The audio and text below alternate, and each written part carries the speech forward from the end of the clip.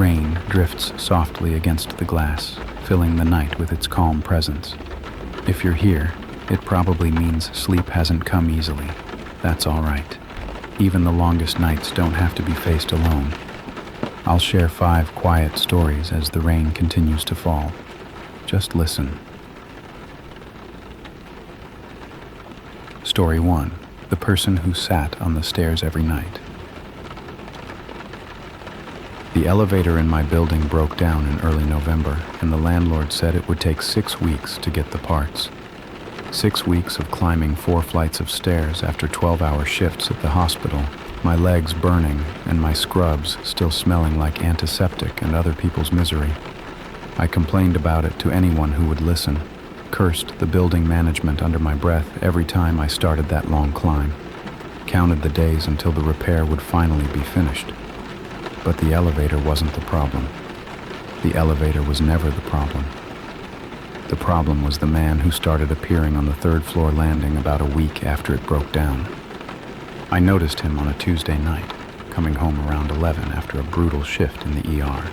The stairwell was one of those old concrete affairs with industrial lighting that buzzed and flickered, the kind of space you moved through quickly without really looking at.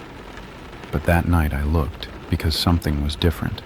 Someone was sitting on the landing between the 3rd and 4th floors, his back against the wall, his legs stretched out across the steps like he owned the place. I couldn't see his face clearly in the dim light. Just a shape, a presence, a man in dark clothes who didn't move or speak as I approached. "Excuse me," I said, pausing a few steps below him. "I need to get through." He didn't respond, didn't look up, didn't shift his legs, didn't acknowledge me in any way. I stood there for a long moment, waiting for something, an apology, a greeting, any sign that he was aware another person was standing 3 feet away from him. Nothing, just silence, and that motionless form blocking my path home. I stepped over his legs carefully, pressing myself against the railing to give him as wide a berth as possible. As I passed, I caught a glimpse of his face, pale, middle-aged, utterly blank, like a mannequin someone had dressed up and positioned in the stairwell as a joke. His eyes were open but unfocused, staring at the wall opposite him without seeming to see anything at all. He didn't smell like alcohol, didn't have the disheveled look of someone living on the streets. He just sat there, existing, taking up space in a place he had no apparent reason to be. I told myself he was probably a resident I'd never met, someone from one of the lower floors who'd had a rough day and needed a moment alone. The building had 30 units, and I only knew a handful of my neighbors. It wasn't unreasonable that there'd be people I'd never encountered in 2 years of living there. I went into my apartment, locked the door behind me, and tried to forget about the strange man on the stairs. But he was there again the next night. Same position, same blank expression, same complete lack of response when I asked him to move. And the night after that, and the night after that, always on the same landing, always sitting in exactly the same way with his legs stretched across the steps and his back against the wall. By the end of the first week, I'd stopped trying to talk to him.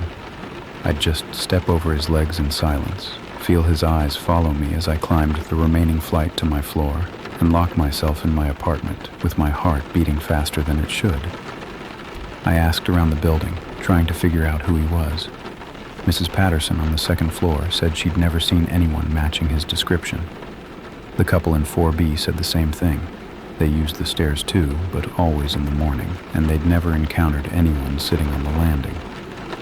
The super, a perpetually exhausted man named Daryl, who seemed annoyed by every question anyone ever asked him, said he'd look into it but never got back to me.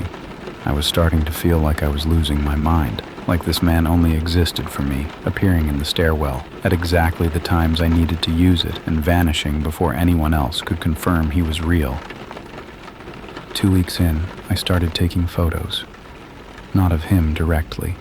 Something about pointing my phone at that blank face felt dangerous in a way I couldn't articulate. But of the landing itself, the empty space where he sat. I wanted proof that I wasn't imagining things, evidence that someone was using that spot as their personal sitting room night after night.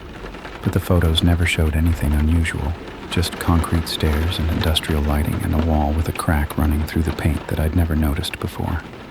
The crack bothered me more than it should have.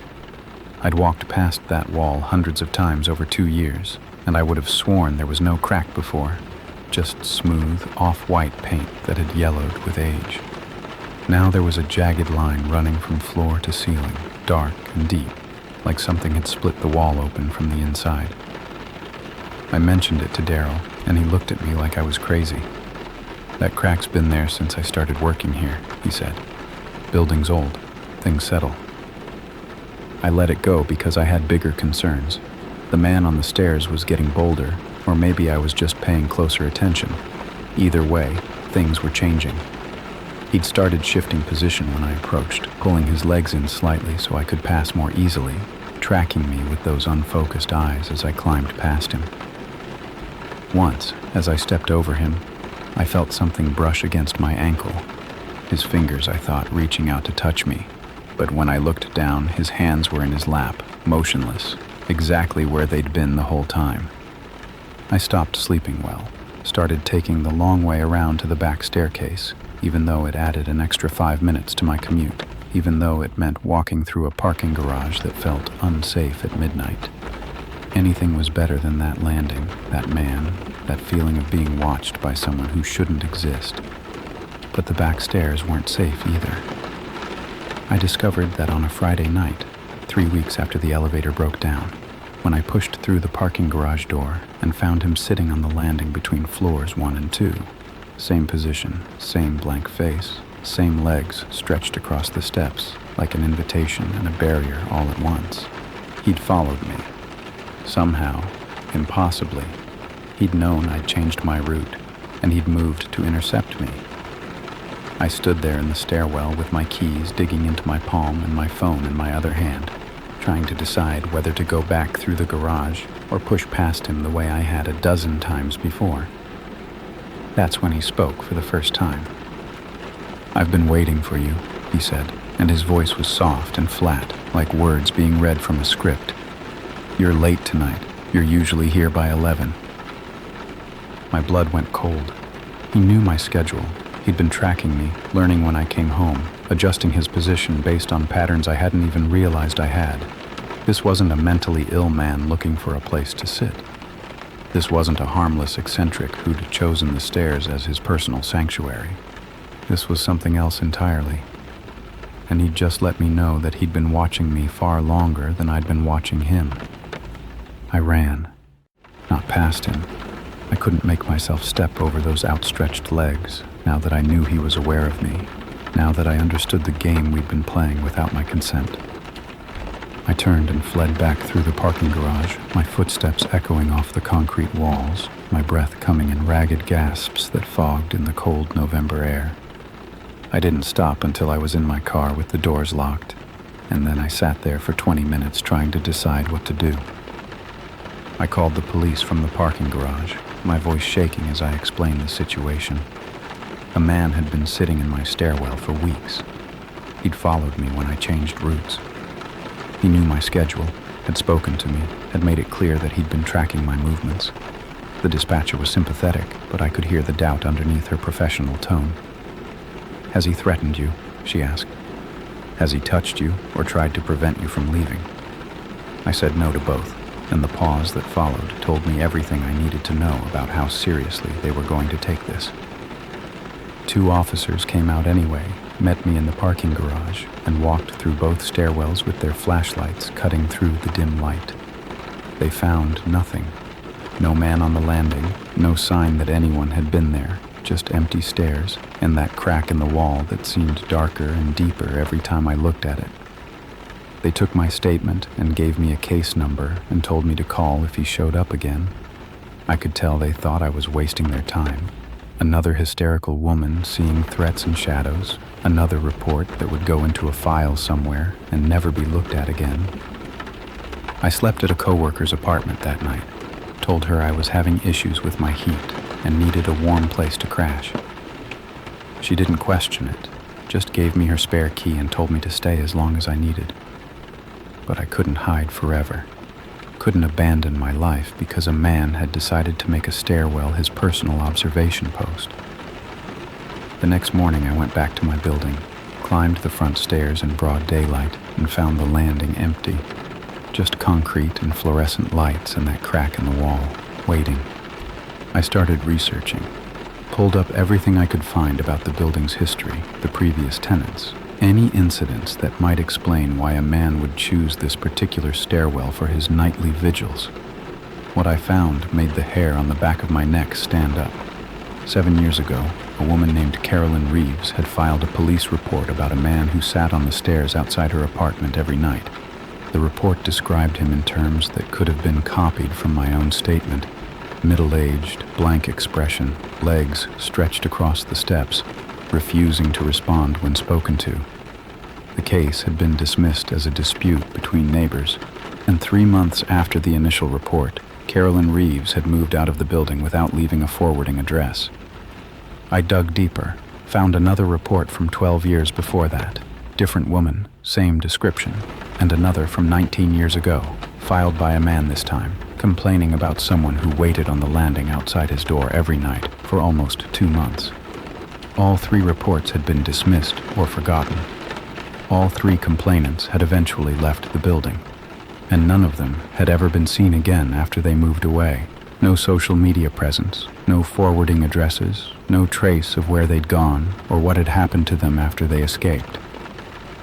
The pattern was too consistent to be coincidence.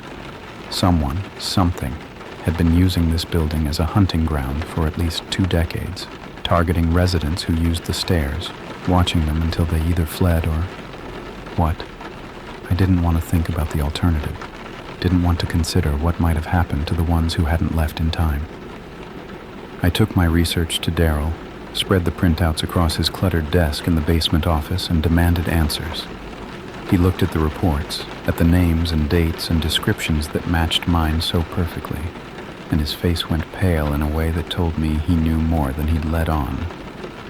"I can't help you," he said, and his voice had lost all its usual irritation, replaced by something that sounded almost like fear. "I just work here. I keep my head down and I don't ask questions, and that's how I've survived this long." "Survived what? What are you talking about?" He wouldn't meet my eyes. "There are things about this building that nobody talks about. Things that have been happening since before I was born, since before my father was born. The owners know. They've always known. But as long as people keep paying rent and the complaints stay manageable, nobody does anything about it." He finally looked up at me, and I saw something in his expression that might have been pity. "You should leave. Find somewhere else to live. Break your lease. Do whatever you have to do. Because the longer you stay, the harder it gets to go." "Who is he?" I asked. "The man on the stairs. Who is he?" Daryl shook his head. "I don't know his name. I don't think he has one, not anymore. But he's been here as long as the building has, part of it somehow. And once he picks someone." He trailed off, his hands trembling as he gathered the printouts and shoved them back toward me. "Just go, please, before it's too late." I left his office more frightened than I'd been since this whole thing started. Daryl's fear had been genuine, bone deep, the kind of terror that comes from knowing something terrible and being powerless to stop it. Whatever was happening in this building, it wasn't new. It wasn't random. It was a pattern that had been repeating for decades, claiming victim after victim while the people in charge looked the other way. That night I started packing. I'd figure out the lease later, figure out where to go and how to pay for it.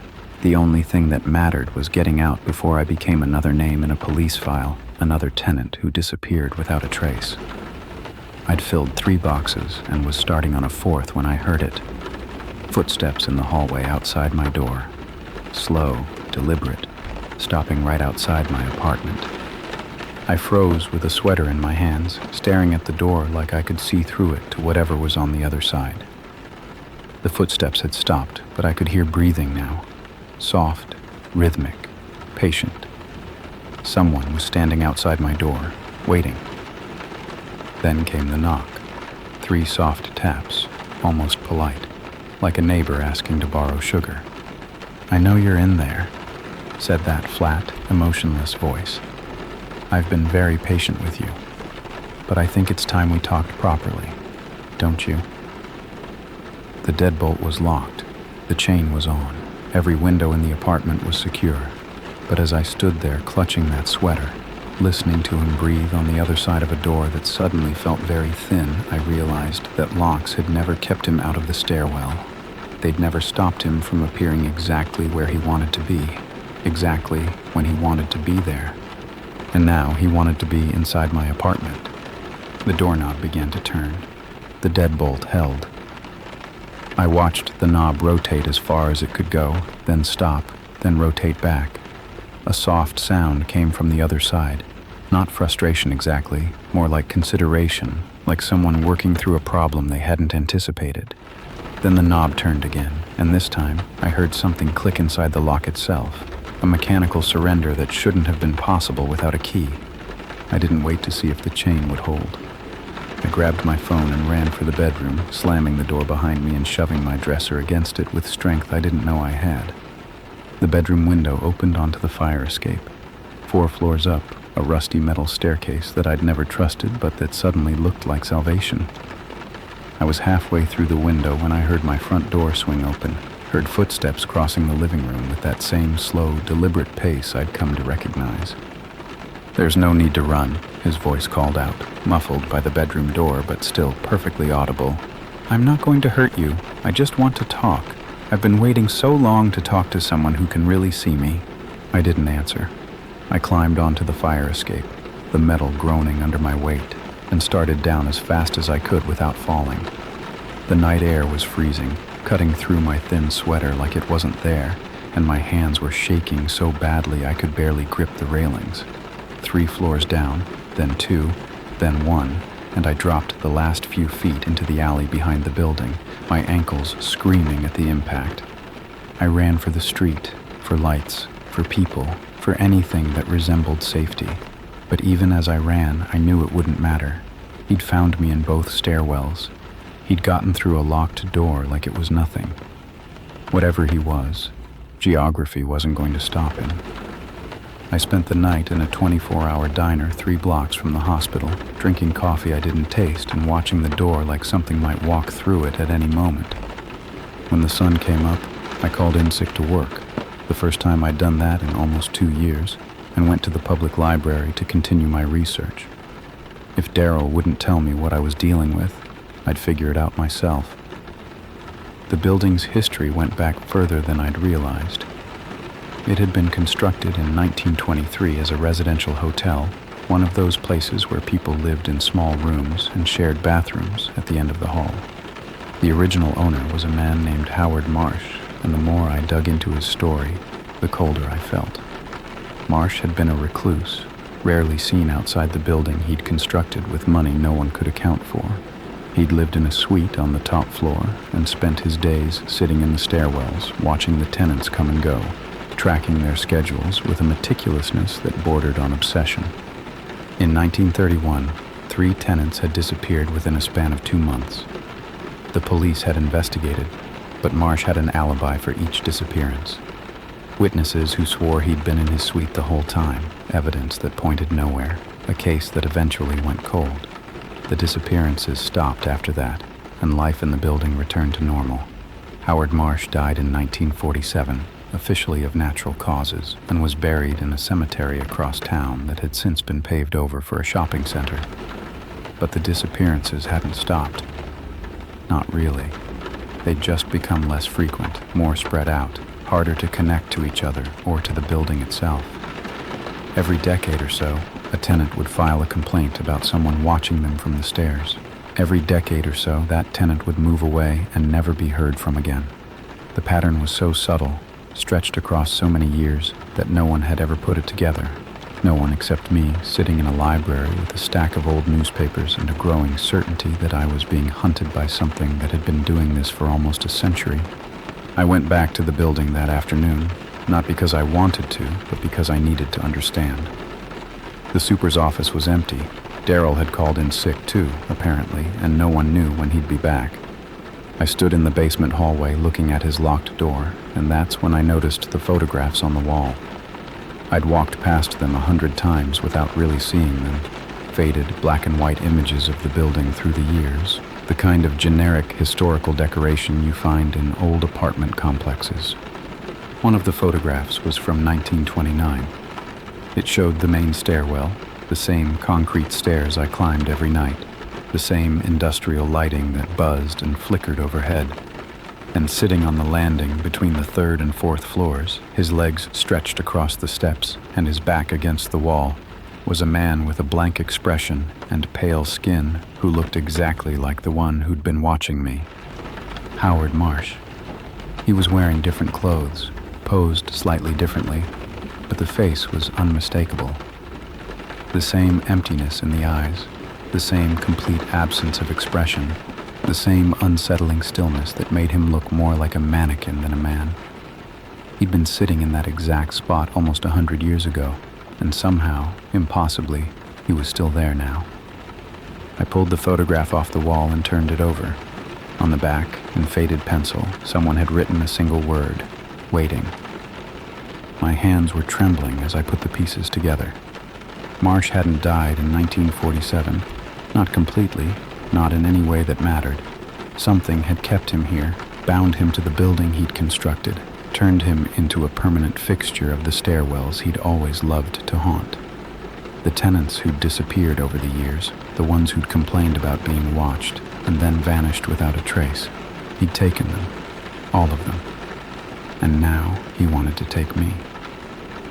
I heard footsteps on the basement stairs, slow, deliberate, that familiar rhythm that I'd come to dread more than anything else in my life. I shoved the photograph into my pocket and looked for another way out, but the basement was a dead end, just Daryl's office, a laundry room, and a storage area with no windows and no exits.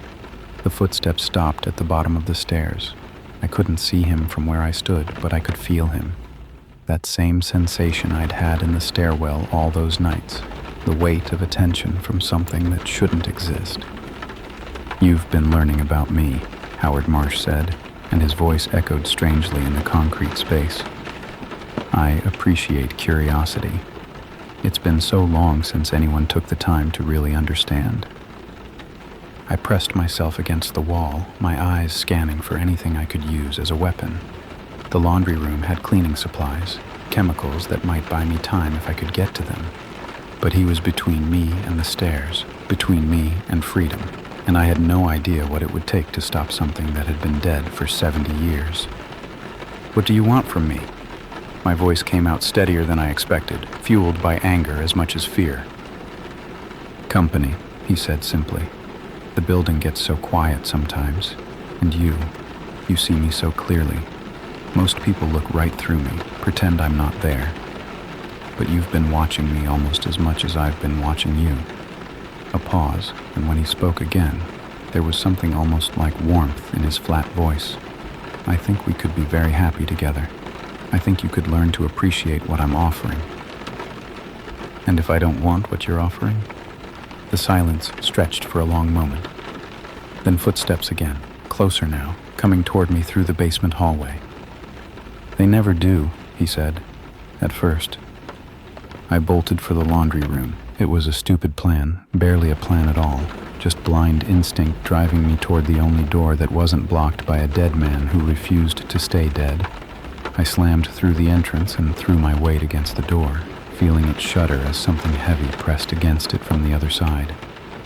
The lock was flimsy, a push-button mechanism that wouldn't hold for more than a few seconds, and I could hear him on the other side, not pounding or shoving, just leaning with that patient, inexorable pressure that said he had all the time in the world.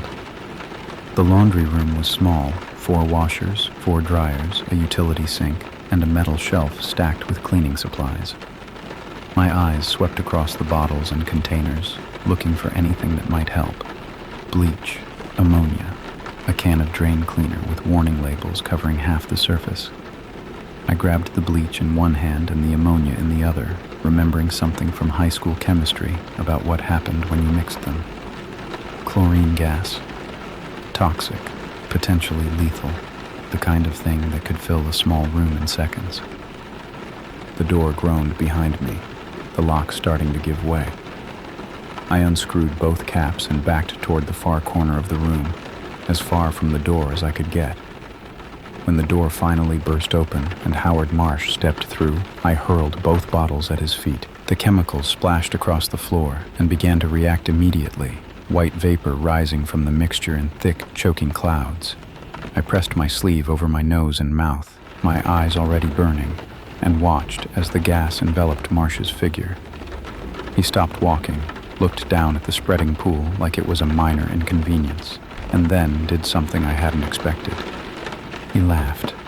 It was a terrible sound, dry and hollow, like paper rustling in an empty room. "You think that will stop me?" he asked, and his voice was perfectly clear despite the toxic clouds swirling around him. "I haven't needed to breathe in 70 years. I haven't needed anything except company, and you're not leaving until I have what I came for." The gas was getting thicker, and I could feel it clawing at my lungs despite the fabric pressed against my face. I had maybe 30 seconds before I passed out, maybe less. The room had no windows, no other exits, nothing except the door Marsh was blocking, and a ventilation grate high on the wall that was far too small for a person to fit through.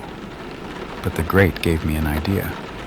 I grabbed the can of drain cleaner from the shelf and popped the cap, then climbed onto one of the dryers to reach the ventilation grate. The screws were old and corroded, but the metal housing was thin. I could see the ductwork beyond, a shaft that had to lead somewhere, had to connect to the rest of the building's ventilation system. I poured the drain cleaner onto the screws and the surrounding metal, watching it hiss and bubble as the caustic chemicals ate through decades of rust and grime. Marsh was moving toward me now, wading through the chlorine gas like it was morning mist, his blank face showing the first hint of something that might have been irritation.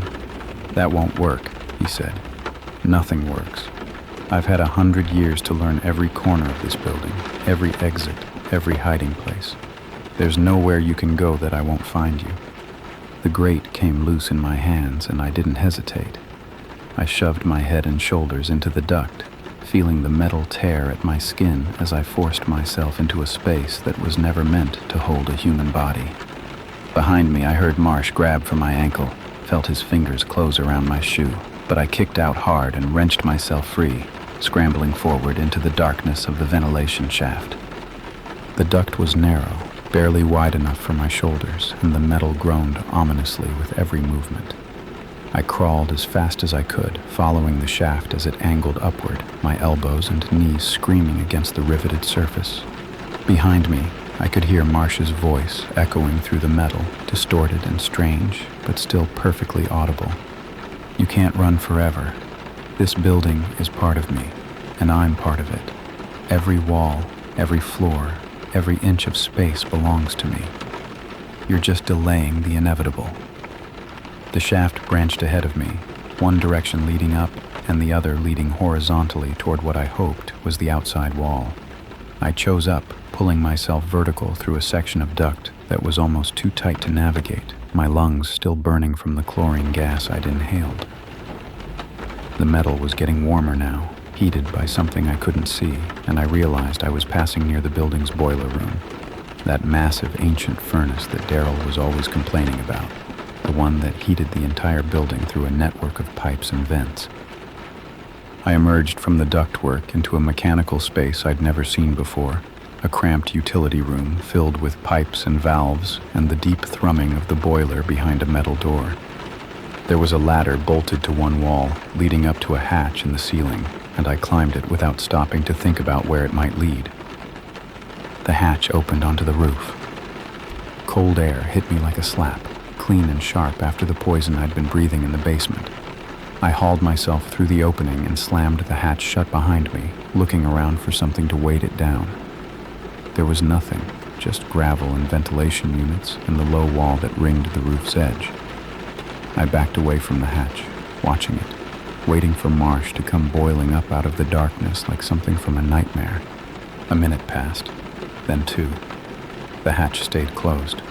I pulled out my phone with trembling hands and dialed 911, my voice cracking as I told the dispatcher where I was and what had happened. I didn't mention the ghost, just said there was an intruder in the building, that he'd chased me, that I'd barely escaped. She told me to stay on the line, that officers were on their way, that I should stay where I was and not go back inside under any circumstances. I stayed on that roof for almost an hour, shivering in the November cold, watching the hatch and the stairwell door and every shadow that might have held a figure with blank eyes and patient hands. The police came and searched the building from top to bottom, found the mess I'd left in the laundry room, found the ventilation grate I'd torn from the wall. They didn't find Howard Marsh. "Building's clear," the sergeant told me, his voice skeptical in a way I was getting used to. "No sign of anyone. You sure you weren't imagining things? That gas you made down there can cause hallucinations, confusion, .. quote. I wasn't imagining things. I cut him off, too tired and too scared to be polite. Someone was in that basement with me, someone who's been stalking me for weeks, and if you won't help me, I'll find someone who will. I didn't go back to my apartment that night. I didn't go back at all. I left everything I owned in that building. Furniture, clothes, photographs, every physical trace of the life I'd built there. And I never looked back. The lease could sort itself out. The possessions could rot. Nothing was worth spending another minute in a building that belonged to something that had been waiting in the stairwells since 1923. But as I drove away, heading for a motel on the other side of the city, I glanced in my rearview mirror and saw something that made my heart stop. A figure standing on the sidewalk in front of my building, motionless, watching my car disappear down the street. Even from a block away, I could see he was smiling. I drove for 3 hours that night, stopping only when my hands were shaking too badly to grip the wheel. The motel I found was a rundown place off the interstate, the kind where nobody asked questions, and the sheets smelled like industrial detergent. I paid cash for a week, deadbolted the door, and sat on the bed with my back against the headboard, watching the window until the sun came up. He didn't come that night, or the next, or the one after that. By the end of the week, I'd started to let myself believe that maybe he couldn't leave the building, that whatever bound him to those stairwells kept him tethered to the walls he'd built almost a century ago. The figure I'd seen on the sidewalk had been a final message, a reminder that he was watching even as I escaped. But watching was all he could do once I crossed some invisible boundary that separated his domain from the rest of the world. I wanted to believe that. I needed to believe it, or I'd never be able to function again. I spent the next month piecing my life back together from a distance. I hired a company to clear out my apartment and put everything in storage, giving them specific instructions never to tell me which facility they used. I didn't want to know. Didn't want any connection to that building or anything that had been inside it. I found a new apartment in a different city, a modern complex with no history, no character, no stairs, just elevators and long carpeted hallways that felt as anonymous and safe as a hospital corridor. The nightmares started almost immediately. Every night I'd find myself back in that stairwell, climbing past the landing where he sat, feeling his eyes track me as I passed. Sometimes he'd grab my ankle. Sometimes he'd follow me to my door. Sometimes I'd wake up just as his hand closed around my throat, gasping for air in a dark room that took me several terrified seconds to recognize as my own. My therapist said it was PTSD, a normal response to an abnormal situation. She didn't know the full story. I'd told her about a stalker, about feeling unsafe in my home, about the hypervigilance that made every shadow feel like a threat. She gave me techniques for grounding myself, for breathing through the panic, for reminding my nervous system that I was safe now. I practiced them religiously, repeated the mantras she taught me, did everything I was supposed to do to heal from trauma that she couldn't begin to understand. I kept researching, even after I moved. I couldn't stop myself. The mystery had gotten under my skin, and I needed to understand what I'd escaped from, even if the knowledge brought no comfort. The building's history was darker than I'd realized, stretching back to before Howard Marsh had ever laid its foundation. The land itself had a reputation among the city's older residents. stories passed down through generations about a place where people disappeared, where the ground seemed hungry for whatever walked across it. Marsh had known what he was building on. The more I dug, the more I became convinced that he'd chosen that location specifically, that the building was designed to channel something that had been there all along. The other victims haunted me too. I tracked down what I could about Carolyn Reeves and the others who'd filed reports before vanishing, followed paper trails through public records, searched obituary archives, even hired a private investigator to look into the cases I couldn't crack on my own. Most of them led nowhere. A few led to death certificates with causes that didn't quite make sense. Heart attacks in young, healthy people, falls downstairs that should have been survivable. One woman who'd apparently walked into traffic in broad daylight without ever looking up. None of them had family members willing to talk to me. None of them had left behind any answers. But I did find one thing, a journal sold at an estate sale 3 years ago and eventually digitized by a collector of local oddities. It had belonged to a woman named Ruth Patterson, the Mrs. Patterson from my building, I realized, the one who'd told me she'd never seen the man on the stairs. The journal spanned almost 40 years of her life in that building, and buried in the entries from the 1990s was a passage that made my blood run cold. He's chosen another one, the girl in 4A, the one who works at the hospital. She has no idea what's coming for her. I've seen this before, too many times to count. They notice him, they complain, they try to leave, and then one day they're just gone. I should warn her. I should tell her what I know. But if I do, he might notice me again. He might remember that I was supposed to be his before I learned how to make myself invisible. So I say nothing. I pretend I don't see. And I hate myself a little more every time a new tenant moves in. Ruth Patterson had known. She'd known for 40 years, had watched Marsh claim victim after victim, had stayed silent to protect herself. I wanted to hate her for it, for leaving me to discover the truth on my own. But I understood. In a way, I wished I didn't. When you're prey, survival means not drawing attention. Survival means becoming invisible, even if it costs you pieces of your soul. The building was demolished 6 months after I left, condemned for reasons the city never fully explained. I watched the footage online, construction crews tearing down the Victorian facade, excavators ripping through floors and walls and the stairwells where Howard Marsh had sat for almost a century. They found things in the walls, according to rumors I couldn't verify. Bones, personal effects, evidence of crimes that would never be prosecuted because everyone involved had been dead for decades. I don't know if destroying the building destroyed him.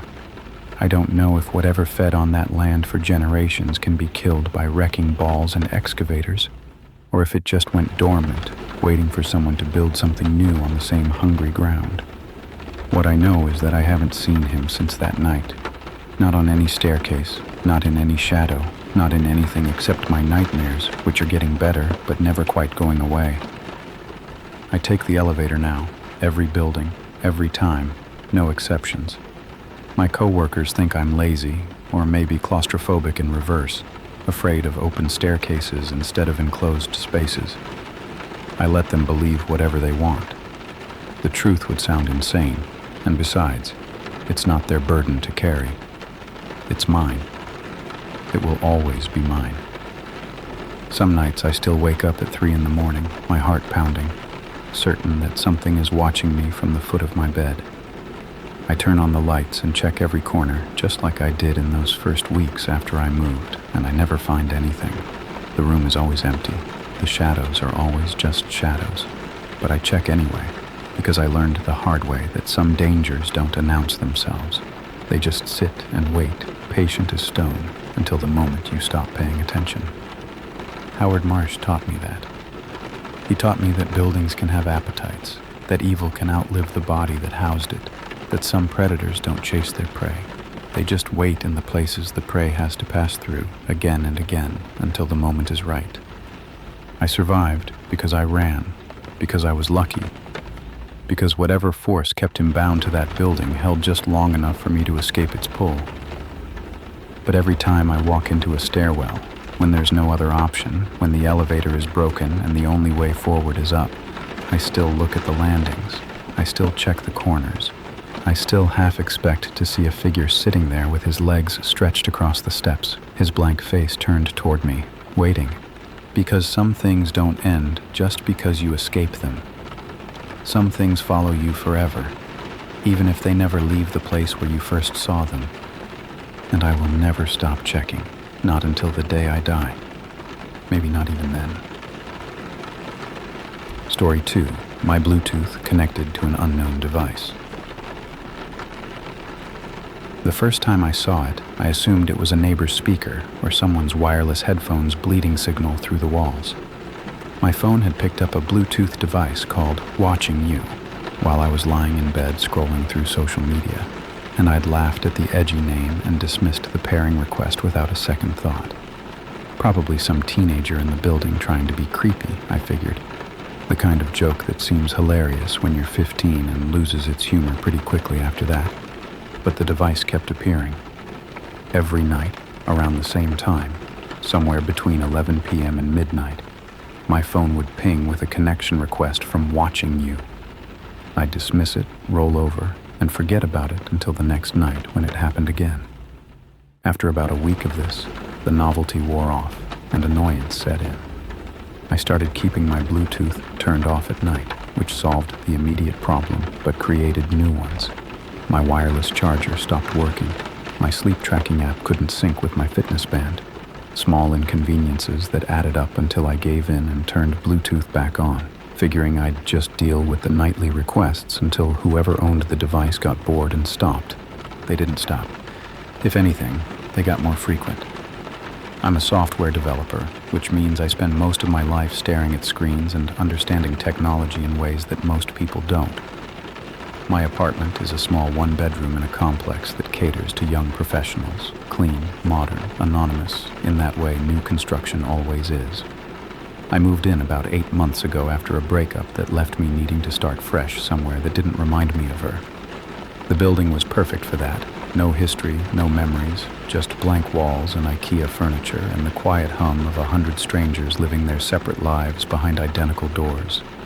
I liked the anonymity at first. Liked that no one knew my name or my story, that I could come and go without anyone tracking my movements or asking questions. But after a few months, that anonymity started to feel less like freedom and more like isolation. I didn't know any of my neighbors. I couldn't have described a single face from my floor if my life depended on it. The building was full of people, but I'd never felt more alone. Maybe that's why the Bluetooth thing got under my skin the way it did. In a building full of strangers, someone had named their device Watching You and was pinging my phone every single night.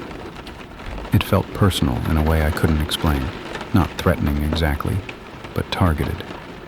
Like someone knew I was there, knew when I went to bed, knew how to find my phone in the sea of wireless signals that filled any modern apartment complex. 2 weeks after the requests started, I decided to do something about it. I downloaded an app that could detect Bluetooth signals and estimate their distance based on signal strength, the kind of tool network engineers use to troubleshoot connectivity issues. That night, when the familiar ping came through, I opened the app and watched the signal indicator climb. The device was close, very close. According to the readings, it was within 15 feet of my phone, which meant it was either in my apartment or directly on the other side of one of my walls. I got up and walked through my apartment with the phone in my hand, watching the signal strength fluctuate. It got stronger near my bedroom window, weaker as I moved toward the kitchen, strongest of all when I pressed my phone against the wall that separated my unit from 4C next door. Whoever owned Watching You was in the apartment beside mine, running a device powerful enough to reach through the drywall and connect with anything in range. The next morning, I knocked on 4C's door. No answer. I tried again that evening, then the following morning, then 3 more times over the course of the week. Either no one lived there, or whoever did was avoiding me. I asked the building manager about the unit, trying to sound casual, and she said it had been vacant for 2 months. The previous tenant had broken their lease suddenly and moved out without explanation. No one had rented it since. That should have been the end of it. A vacant apartment can't send Bluetooth requests. A device needs power, needs someone to turn it on, needs a person behind it making decisions about what to name it and when to activate it. If 4C was empty, then my readings had been wrong. The signal was coming from somewhere else, maybe the apartment above me, or below, or across the hall. Bluetooth signals can be tricky, bouncing off surfaces and giving false readings. I was probably just confused, except I wasn't confused. I knew what I'd seen on that app, knew the signal had peaked when I pressed my phone against the wall of 4C, and I knew that whoever had named a device "watching you" and pointed it at my apartment every night for 2 weeks wasn't doing it as a joke anymore. This was something else, something deliberate. I started paying attention in ways I hadn't before. Started noticing small things that might have always been there or might have been new. I couldn't tell anymore. The faint sound of movement from the supposedly empty apartment next door, audible only in the dead of night when the building was quiet. A shadow that passed across my peephole one evening when I was watching, as if someone had been standing outside my door and moved away just as I looked. The feeling of being observed that I'd dismissed as paranoia, but that now felt like something more concrete, more real. The Bluetooth requests changed too. Instead of just "watching you," new device names started appearing in my connection list. "I see you," "in your bedroom," "behind you." Each one sent my heart racing, each one dismissed with shaking fingers, each one appearing at the same time every night like clockwork. Someone was playing a game with me, escalating slowly, testing how much I could take before I cracked. I installed a camera inside my apartment, pointed at the front door, set to record 24 hours a day. I checked the footage every morning, scanning through hours of nothing, looking for any sign that someone had been inside while I was out or asleep. For a week, the footage showed exactly what I expected. An empty room, undisturbed, no visitors. Then I reviewed the recording from Thursday night and found something that made my blood freeze in my veins. At 3:47 a.m., while I was asleep in my bedroom, the front door of my apartment opened. A figure stepped inside, just a silhouette in the infrared footage, humanoid but featureless, moving with a slowness that suggested they had all the time in the world. They stood in my living room for almost 4 minutes, not moving, just facing the direction of my bedroom. Then they raised something in their hand. A phone, I realized, its screen glowing faintly in the darkness. On my nightstand, captured by the edge of my bedroom doorway, just visible in the camera's field of view, my own phone lit up with a notification. The figure in my living room watched the glow for a moment, then they turned, walked out the door, and pulled it closed behind them without making a sound. I grabbed my phone and checked my notification history from Thursday night. At 3:47 a.m., I'd received a Bluetooth pairing request from a device called Right Next to You. Someone had been in my apartment. Someone had stood 10 feet from where I was sleeping, sent me a message I'd never seen, and walked out like they owned the place. And they had a key. I didn't sleep the rest of that night. I sat on my couch with the lights on and a kitchen knife on the cushion beside me, watching the front door like it might swing open at any moment. My mind kept cycling through the footage I'd seen. That slow, deliberate entrance, the 4 minutes of standing motionless, the phone raised in the darkness like a greeting card from hell. Whoever this was, they'd been in my apartment before. They knew the layout, knew where I slept, knew they could come and go without waking me. The Bluetooth messages weren't a game. They were a chronicle, a record of every time they'd stood in my living room and watched me sleep. I called the police at 7 in the morning, as soon as I trusted myself to sound coherent. 2 officers came out, watched the footage, asked me questions I didn't have answers to. Did I know anyone who might want to harass me? Had I recently ended a relationship badly? Did I have any enemies, any conflicts with neighbors, any reason to believe someone was targeting me specifically? I said no to everything, and I could see the skepticism forming in their expressions. Another paranoid single guy, probably imagining threats where none existed. But the footage was real. They couldn't deny that, couldn't explain away the figure walking through my door in the middle of the night. They took a copy of the video and told me they'd look into it, suggested I change my locks and maybe stay with a friend for a few nights. Standard advice delivered with the detached professionalism of people who deal with this kind of thing every day and have learned not to get too invested. I changed the locks that afternoon, deadbolt, chain, and a secondary lock that required a key from both sides. The locksmith charged me extra for the rush job, but I would have paid twice that for the illusion of safety. I also bought 2 more cameras, positioning them to cover every angle of my apartment, and upgraded my door sensor to one that would alert my phone the moment anyone crossed the threshold. If they came back, I'd know. I'd see their face this time, capture evidence that even the most skeptical cop couldn't dismiss.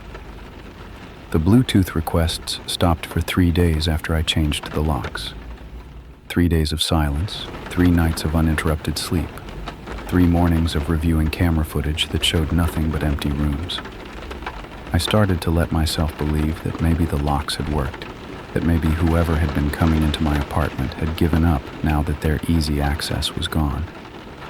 Maybe they'd move on to an easier target, someone who didn't have cameras and upgraded security and the paranoid vigilance of a man who'd seen proof of his own vulnerability.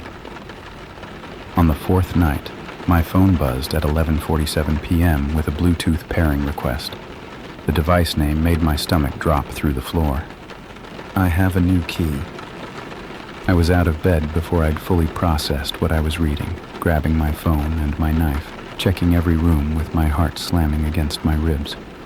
The apartment was empty.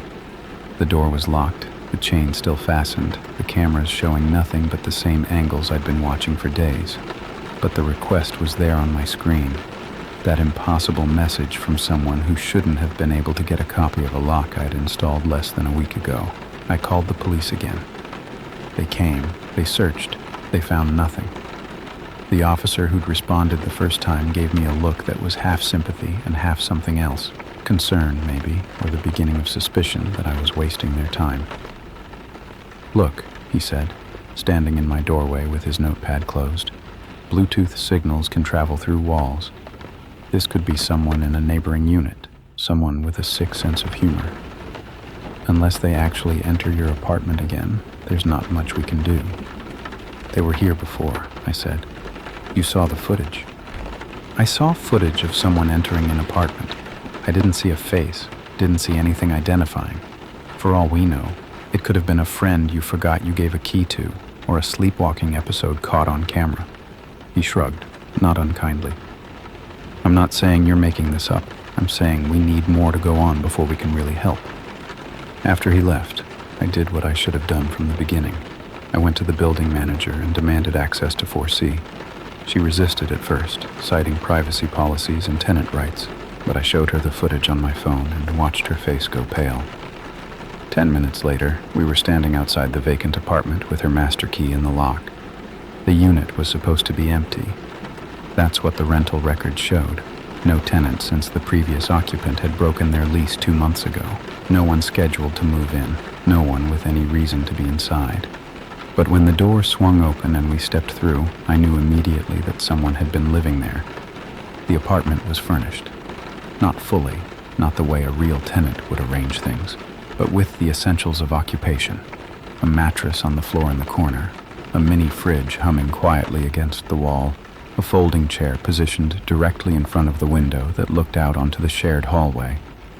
And on the wall beside the window, arranged in neat rows like a gallery exhibition, were photographs. Photographs of me. Dozens of them, maybe more than 100, covering almost every inch of the wall space. Me entering the building, me checking my mail, me walking to my car in the parking garage, me through my own windows, captured with a telephoto lens from an angle that could only have come from this apartment, from this exact position beside the window, me sleeping, shot through my bedroom window in infrared, so my face glowed ghostly white against the dark pillow.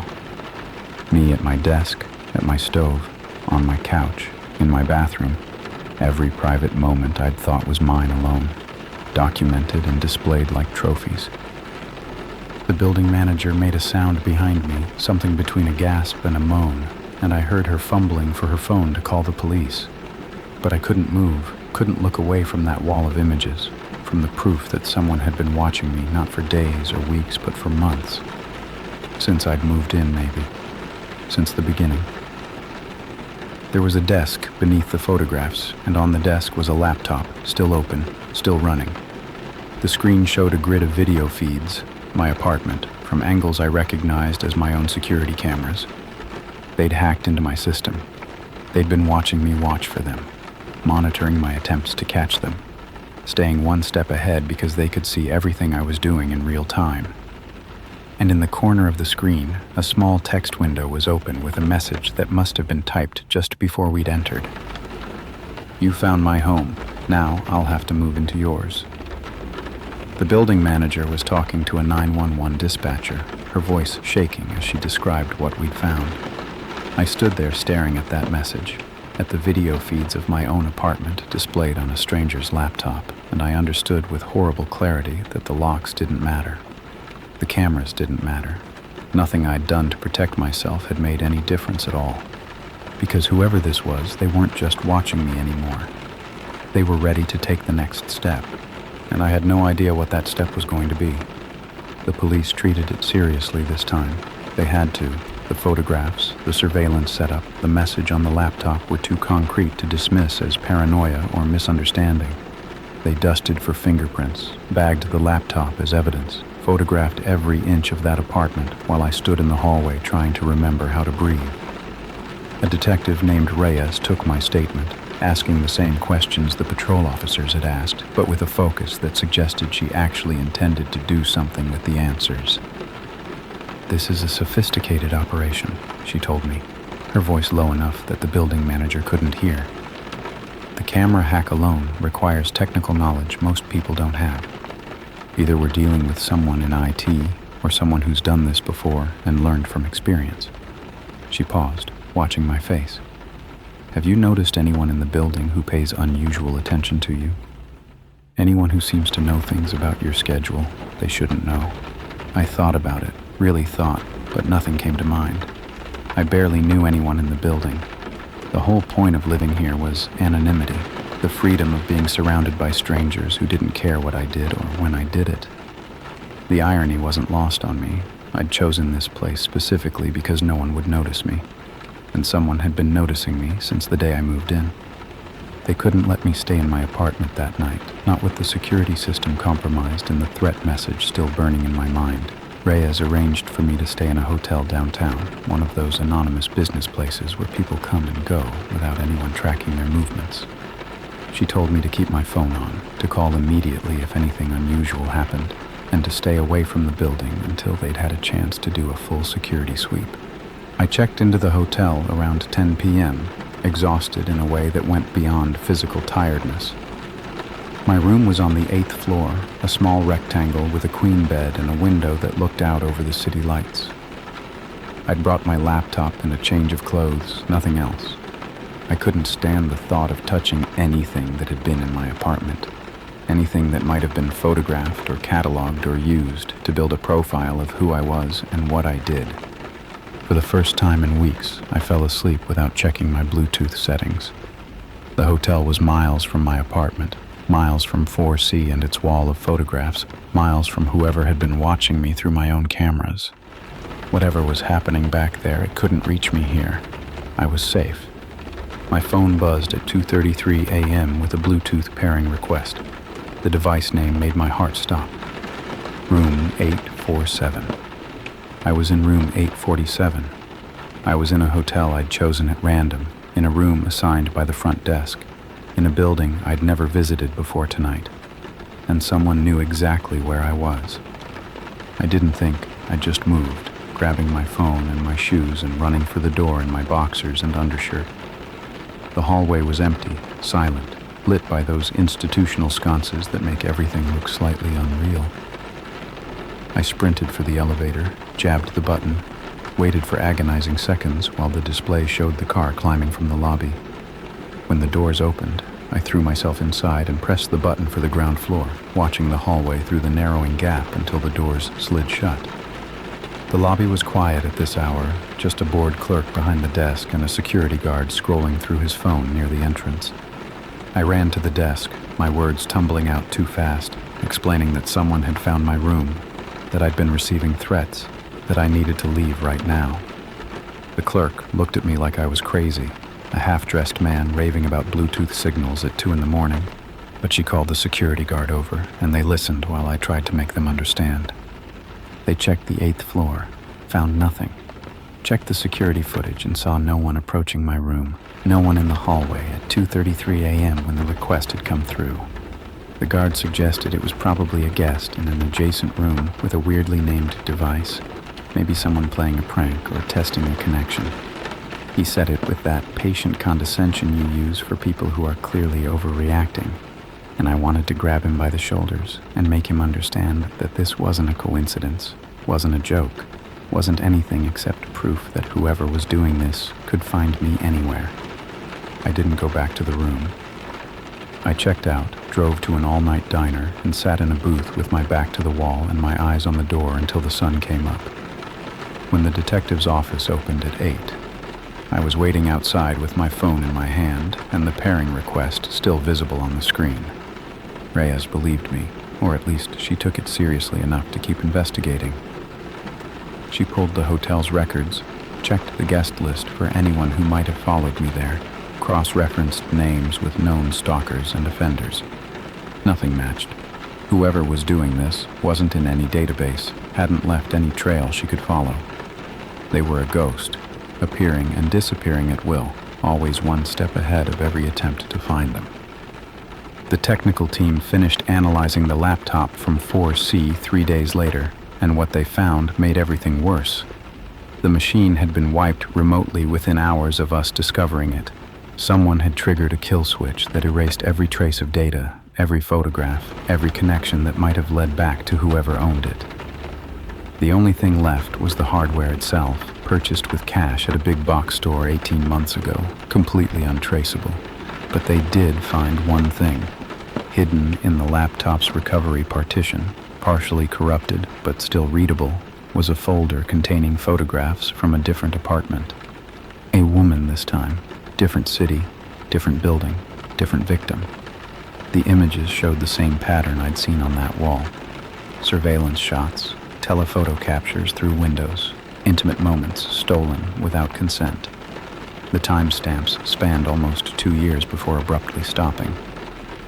Reyes made some calls.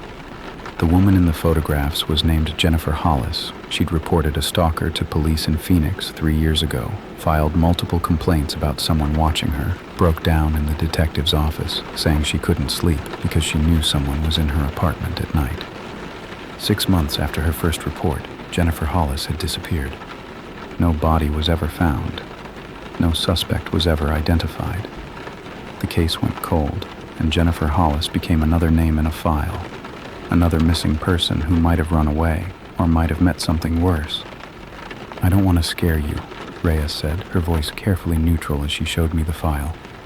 "But I think you need to understand what we might be dealing with here. This person has done this before. They're patient, they're careful, and they don't stop until..." She didn't finish the sentence. She didn't have to.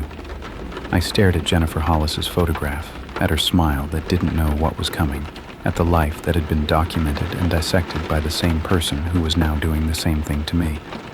3 years ago in Phoenix. Now here, in my building, in my apartment, in whatever hotel room I fled to in the middle of the night. They weren't going to stop. They were never going to stop.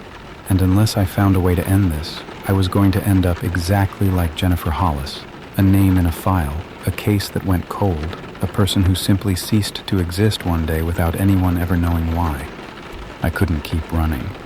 Every hotel I checked into, every friend's couch I crashed on, they found me within hours. The Bluetooth requests kept coming. Nice apartment, when I stayed with my coworker Marcus. Blue House corner lot, when I tried my cousin's place in the suburbs. Always with that same impossible precision that said they could track me anywhere. I stopped sleeping for more than an hour at a time. Started seeing threats in every passing stranger, every car that lingered too long at a traffic light, every phone that buzzed with a notification I hadn't expected. After 2 weeks of this, I made a decision. If they were going to find me, no matter where I went, I'd stop running and start hunting instead. I was a software developer.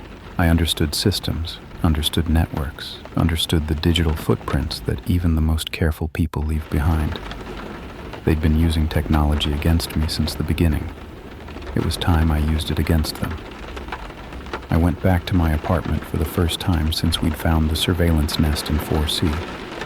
The police had cleared it as safe, installed new locks with keys only I possessed, swept for bugs and hidden cameras. It felt violated, contaminated, but it was also familiar territory, my ground, my home, the place where I understood every angle and every shadow. If I was going to make a stand, it would be here. The first thing I did was build a trap, not a physical one. I wasn't strong enough to overpower anyone, and I had no idea what I'd be facing. A digital trap instead, using the same Bluetooth technology they'd been weaponizing against me. I created a honeypot device, a fake access point that would log the MAC address of anything that tried to connect to it. Then, I set up a network of signal boosters throughout the apartment, turning my phone into a radar that could triangulate the exact position of any Bluetooth device within 100 feet. The next night, I waited, left my Bluetooth on, my honeypot running, my tracking software active. At 11:52 p.m., exactly on schedule, the request came through. Missed you.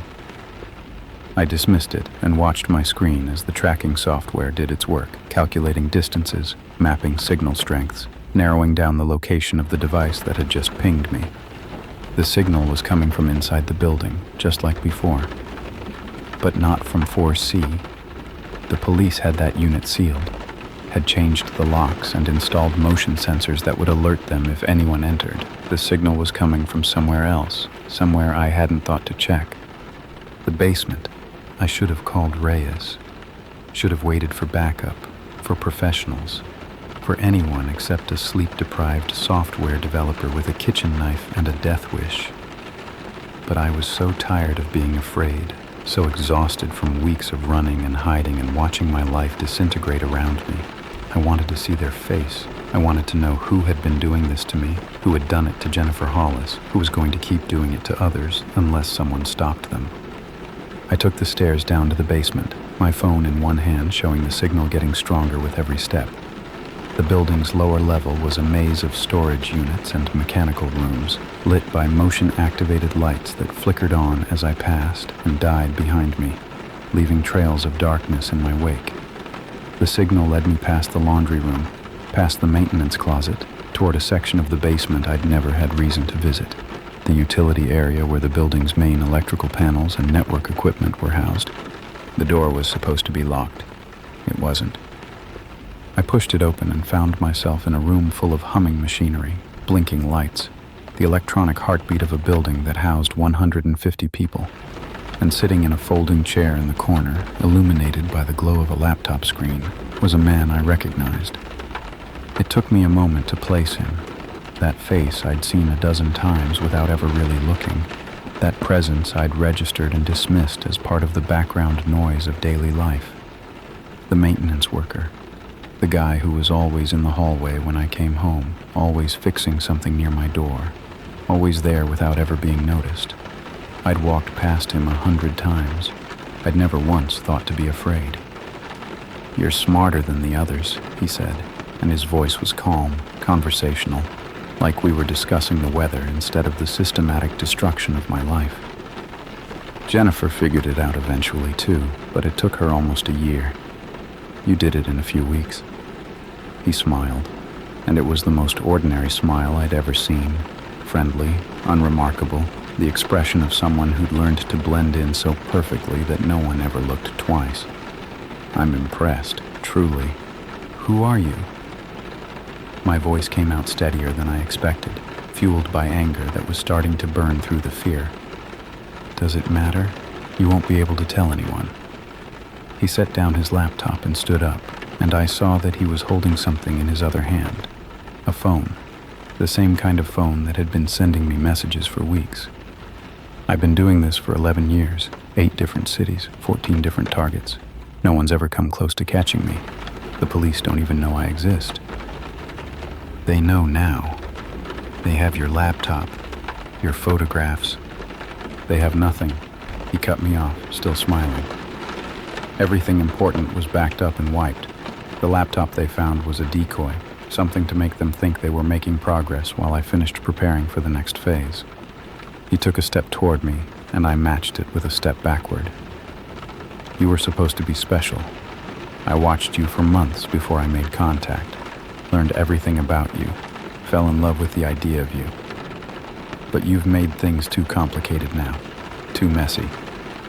I'm going to have to start over somewhere else. What happened to Jennifer? His smile flickered just for a moment, and I saw something underneath. Not guilt, not regret, just a flash of irritation at being reminded of an unpleasant task. She's safe.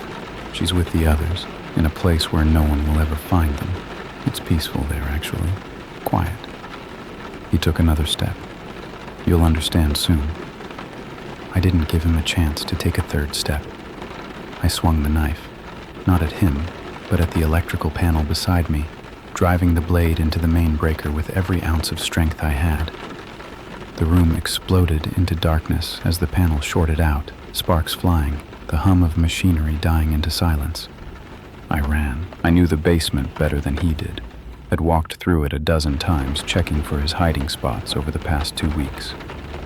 I moved through the darkness by memory, crashing through doors and ducking around corners, while I heard him cursing somewhere behind me, heard things falling as he tried to follow. The emergency stairs were ahead of me, dimly lit by battery-powered signs, and I hit them at a full sprint, taking the steps 3 at a time until I burst through the door into the lobby. The night security guard looked up from his phone, startled by my appearance, and I screamed at him to call 911, to lock the basement door, to not let anyone through until the police arrived. He must have seen something in my face that convinced him I wasn't joking, because he was already reaching for his radio before I finished speaking. They caught him trying to escape through the parking garage. He fought, broke one officer's nose, nearly made it to the fence before a taser brought him down. And when they searched the utility room where he'd been hiding, they found something that made even the veteran cops go pale. A map, 14 cities marked with red pins, each one labeled with a woman's name and a date. Jennifer Hollis was there. So were 13 others, spanning more than a decade of hunting and hiding and starting over whenever things got too hot. And in his pocket, they found a list, names and addresses of women in 3 different states, each one annotated with notes about their schedules, their habits, their vulnerabilities. He'd been preparing for his next hunt even while he was finishing with me. His name was Derek Allen Pruitt, and he'd been invisible his entire life. The investigators pieced together his history over the following months, building a profile of a man who'd perfected the art of not being seen. He'd worked as a maintenance technician in residential buildings for almost 15 years, moving from city to city every year or 2, always taking jobs that gave him access to master keys and security systems and the private lives of everyone who lived under his care. He had no criminal record, no social media presence, no friends or family who could have raised alarms about his behavior. He existed in the gaps between systems, a ghost who'd learned that the people who keep buildings running are the people everyone forgets to notice. The map in his pocket led investigators to a storage facility in Nevada, and what they found there answered questions that families had been asking for over a decade. Jennifer Hollis was there, along with 7 others, bodies preserved with a care that made even the forensic team uncomfortable, arranged in a space he'd converted into something between a shrine and a trophy room. The remaining 6 women on his map were still missing, their cases reopened and their families notified that the man responsible had finally been caught. Some of those bodies would never be found. Pruitt refused to say where they were, refused to explain his methods or his motivations, refused to give anyone the closure they desperately needed. The trial took almost 2 years, delayed by jurisdictional disputes and the sheer volume of evidence spanning 8 states and 14 victims. I testified 3 times, once in my home state, once in Nevada, where the bodies had been found, and once in Phoenix, where Jennifer Hollis's family had been waiting for answers for nearly 4 years. Each time I sat in that witness box, I had to look at Derek Pruitt's face and remember the way he'd smiled at me in that basement, the calm certainty in his voice when he'd told me I'd understand soon. He never showed emotion during the proceedings, never apologized, never explained, never gave any indication that he understood or cared about the devastation he'd caused. He just sat there, watching, like he was observing specimens in an experiment he found mildly interesting. He was convicted on 8 counts of first-degree murder, 6 counts of kidnapping, and more stalking and surveillance charges than I could keep track of. The sentence was death in 2 states, life without parole in the others, enough time behind bars to ensure he'd never see freedom again. When the final verdict was read, Jennifer Hollis's mother collapsed in the gallery, sobbing with a grief that had been waiting years for permission to fully express itself. I sat in the back row and felt nothing at all, just a hollow space where fear used to live, emptied out but not yet filled with anything else. The FBI created a task force after the trial, dedicated to identifying other predators who used building access to stalk their victims. They called it the Pruitt Protocol, which I hated.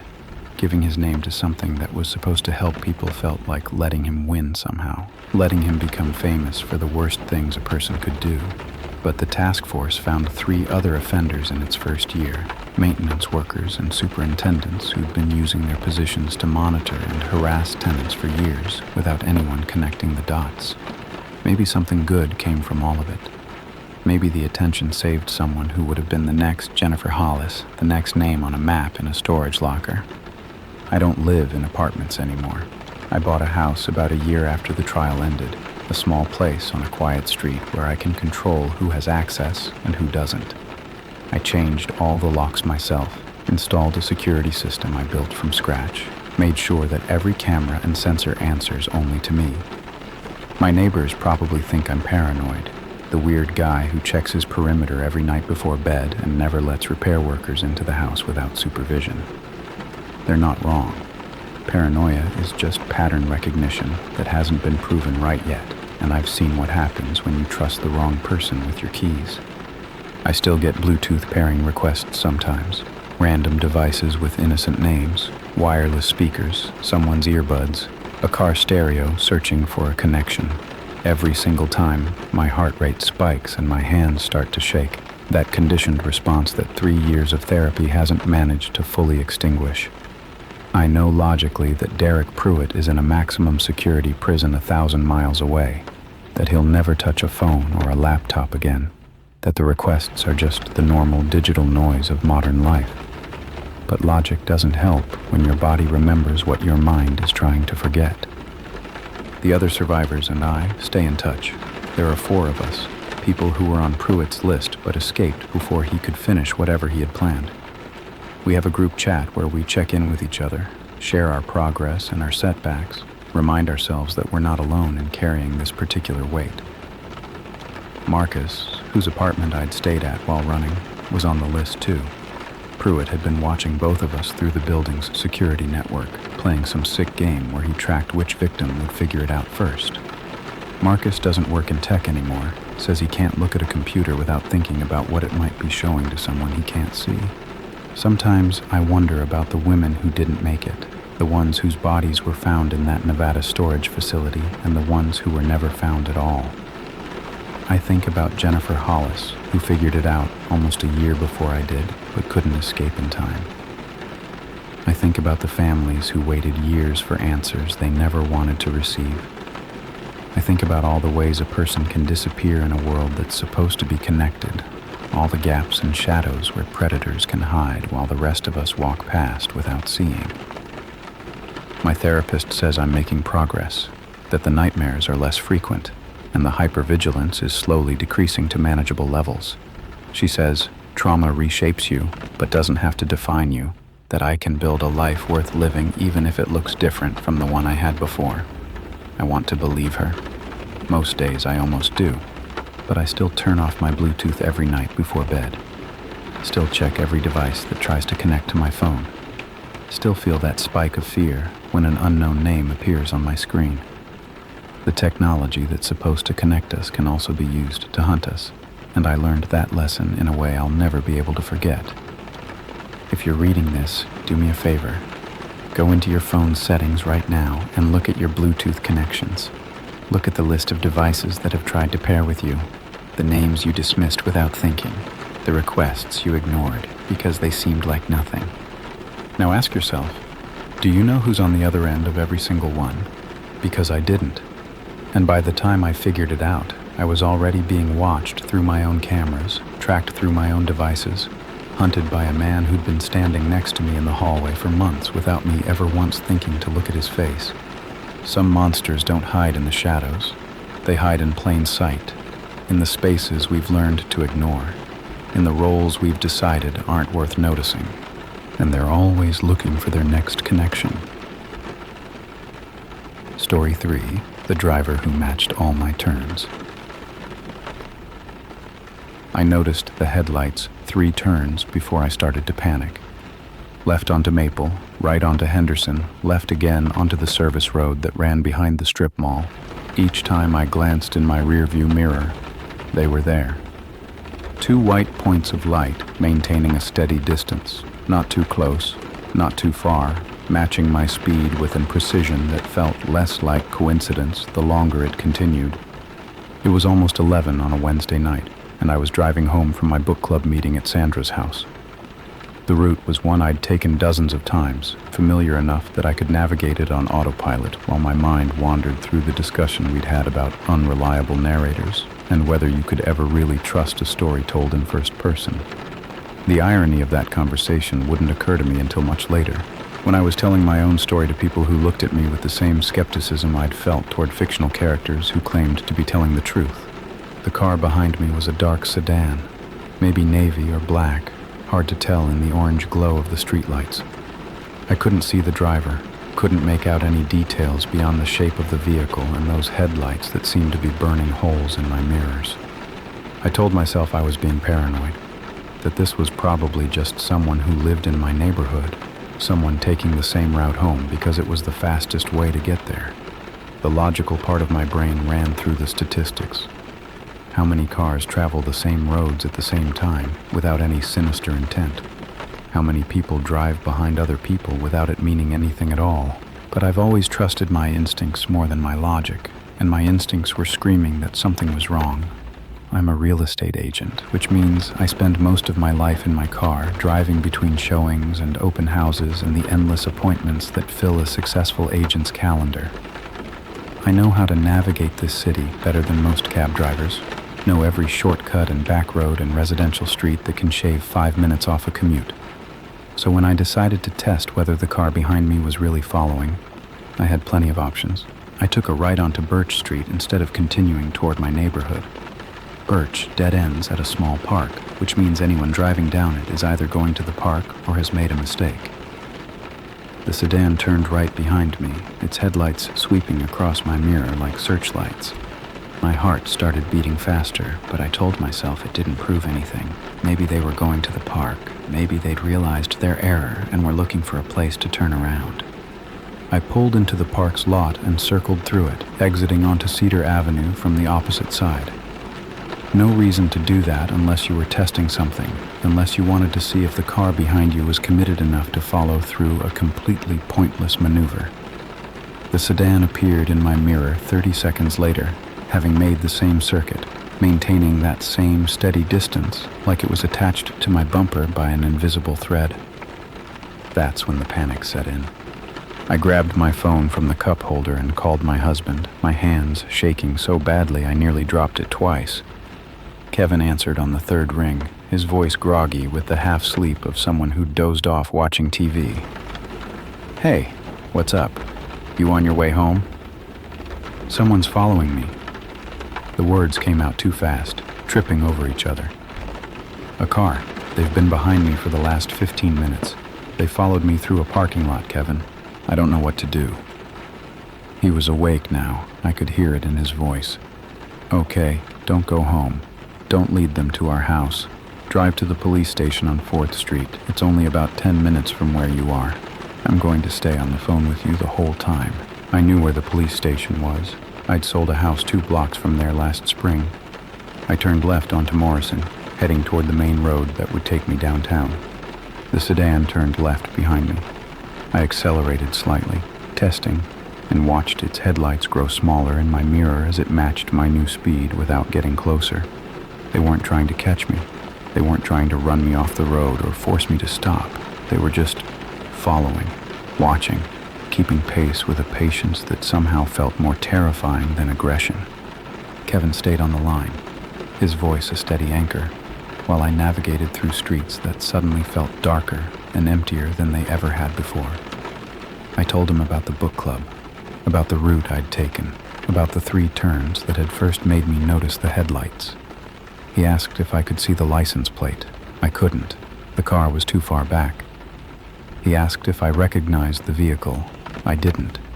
But dark sedans were common enough that it could have belonged to anyone. He asked if I'd had any strange encounters lately, any clients who'd made me uncomfortable, any reason to think someone might want to track my movements.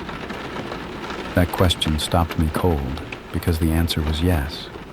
There had been a client 3 weeks ago, a man named Paul Decker, who'd contacted me about viewing properties in the area. He'd seemed normal at first, polite, well-dressed, knowledgeable about the market in a way that suggested he'd done his research. I'd shown him 4 houses over the course of 2 days, driving him between properties in my car because he'd said his was in the shop. We'd made small talk about neighborhoods and school districts and all the usual things buyers want to know. But something had shifted on the second day. He'd started asking questions that felt too personal: where I lived, whether I had children, what my husband did for work. When I'd deflected, he pushed harder, framing the questions as casual conversation, even as his eyes tracked my reactions with an intensity that made my skin crawl.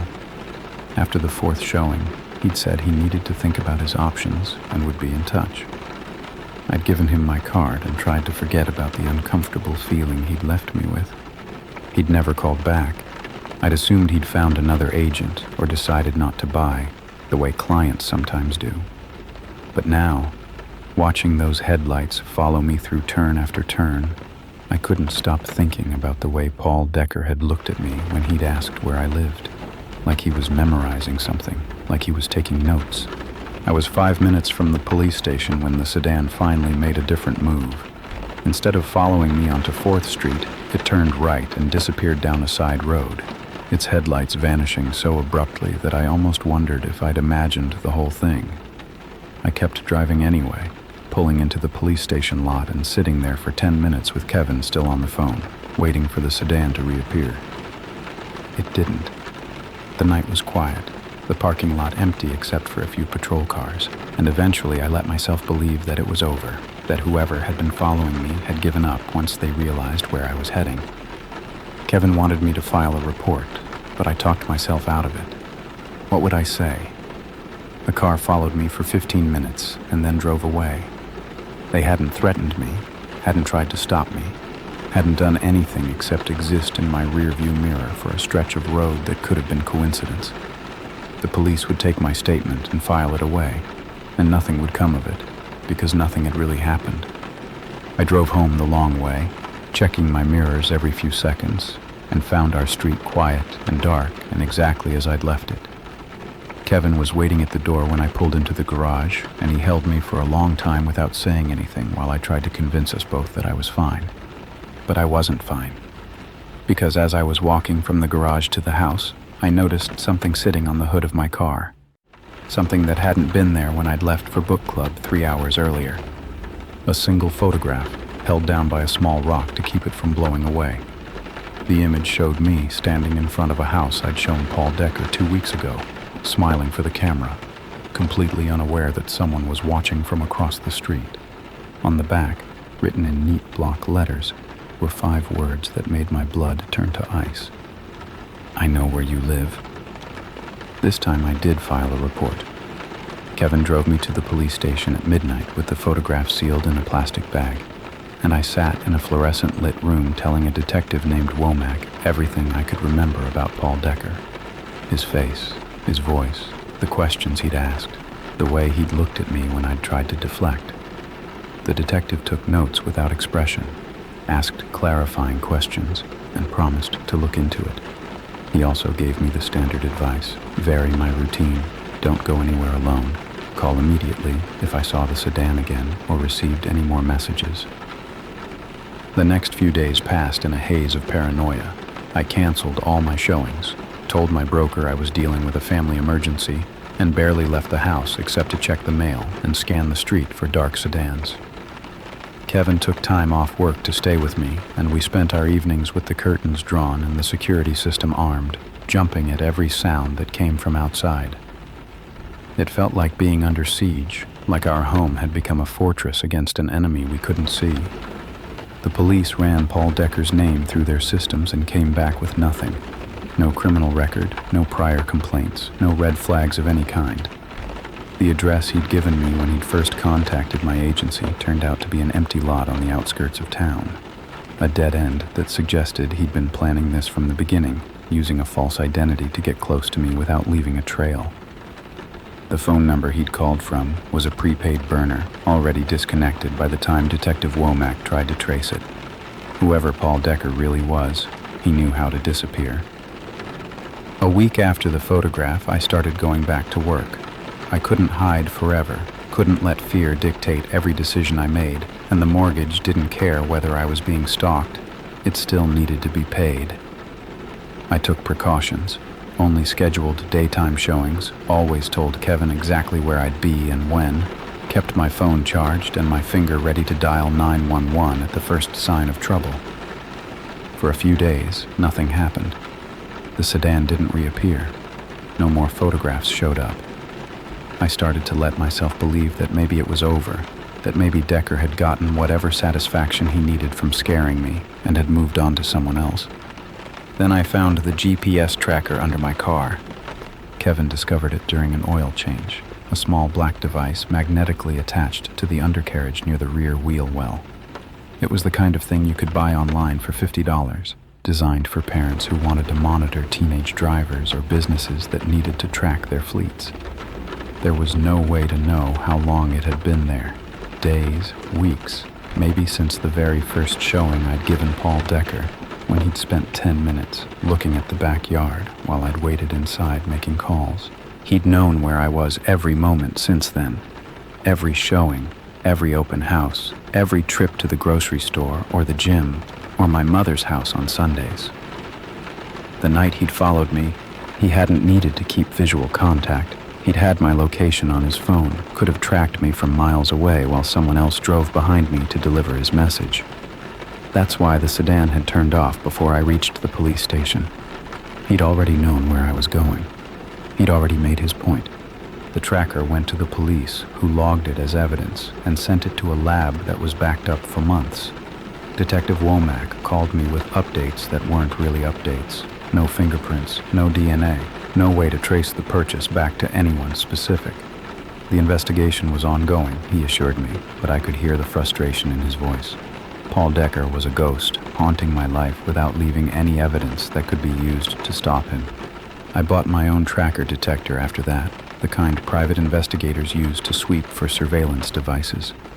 I checked my car every morning, checked Kevin's car, checked my purse and my laptop bag and anywhere else someone might have hidden something. The paranoia was exhausting, but it was also necessary. The only way I could function was by knowing, as much as possible, that I wasn't being monitored at any given moment. 3 weeks after finding the tracker, I got careless. It was a Friday afternoon, and I had a showing at a new listing on the east side of town. The property was beautiful, a renovated craftsman with original hardwood floors and a backyard that backed up to a nature preserve. And the clients were a young couple expecting their first child. Normal people, normal showing. The kind of routine appointment that used to fill my days before Paul Decker had turned my life into a horror movie. I'd told Kevin where I'd be, had checked my car for trackers that morning, had done everything right. But I'd forgotten to check whether anyone was already at the property when I arrived. The clients were running late, stuck in traffic on the highway, and I'd let myself into the empty house to turn on lights and open curtains before they got there.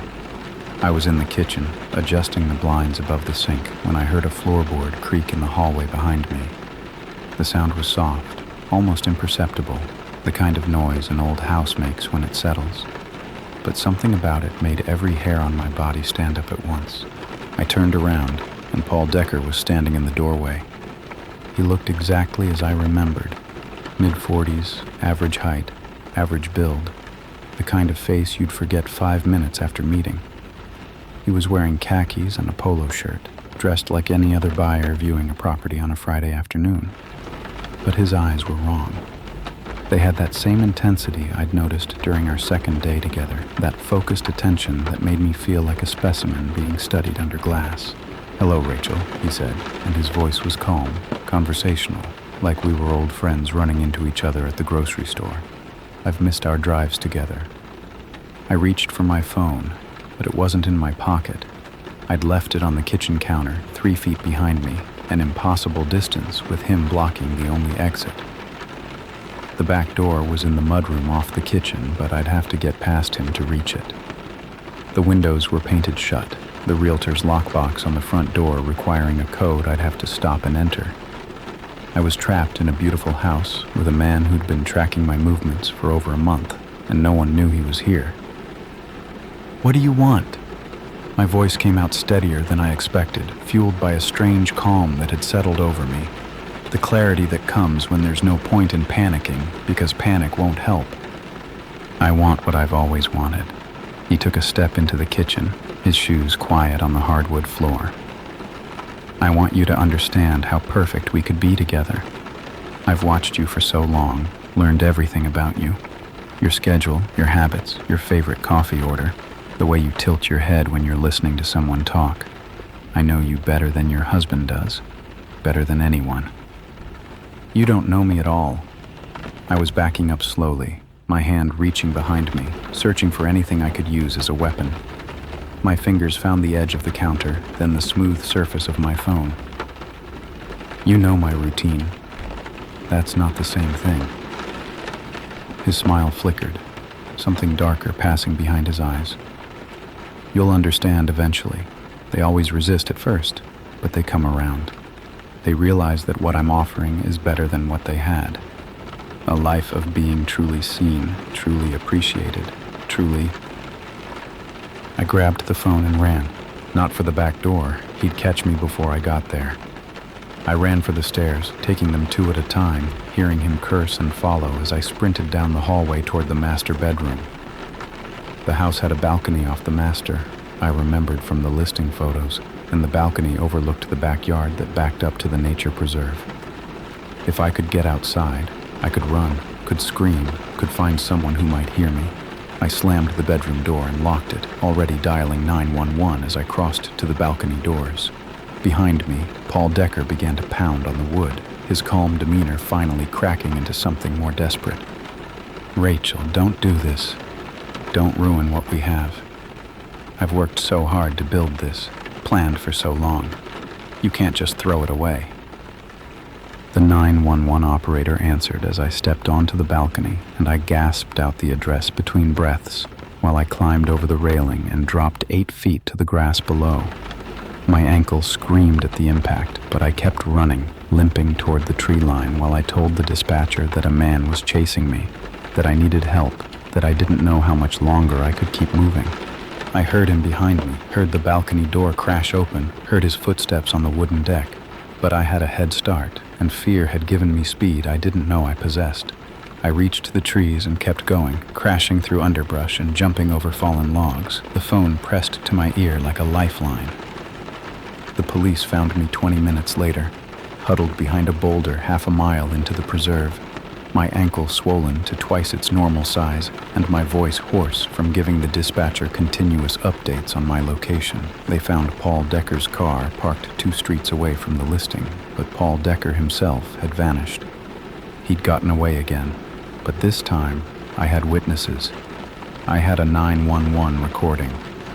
I had proof that he was real, that he was dangerous, that this wasn't just paranoia or coincidence or a woman overreacting to a feeling she couldn't explain. And I had his real face on the listing security camera, captured in perfect clarity as he'd walked through the front door to wait for me. His real name was Gregory Allen Voss, and I wasn't his first victim. The facial recognition hit came back within 48 hours, matching the security footage to a driver's license photo from a state 3,000 miles away. Gregory Voss had a record there. 2 restraining orders filed by different women, both real estate agents, both describing a pattern of behavior that read like a blueprint of what he'd done to me. He'd posed as a buyer, requested multiple showings, gathered information about their lives, then escalated to surveillance and stalking once the professional relationship ended. The first woman had moved to a different city. The second had quit the industry entirely, too afraid to show houses to strangers after what she'd experienced. Detective Womack connected with investigators in both jurisdictions, and the picture that emerged was even worse than I'd imagined.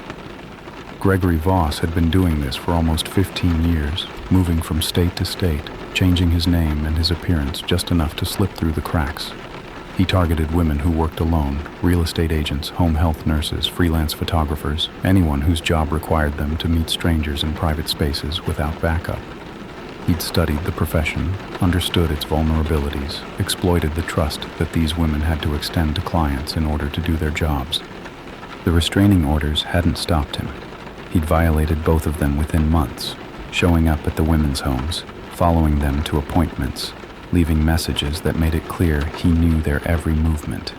One of the women had tried to press charges, but Voss had disappeared before the warrant could be served, resurfacing 2 years later in a different state with a different name and a different target. The system had failed them, and now it was failing me. A warrant went out for Gregory Voss's arrest, but finding him proved nearly impossible. He had no permanent address, no steady employment, no digital footprint that investigators could trace. He seemed to live off cash and prepaid cards, staying in motels that didn't ask questions, driving cars registered to addresses that didn't exist. The only consistent thread was his obsession.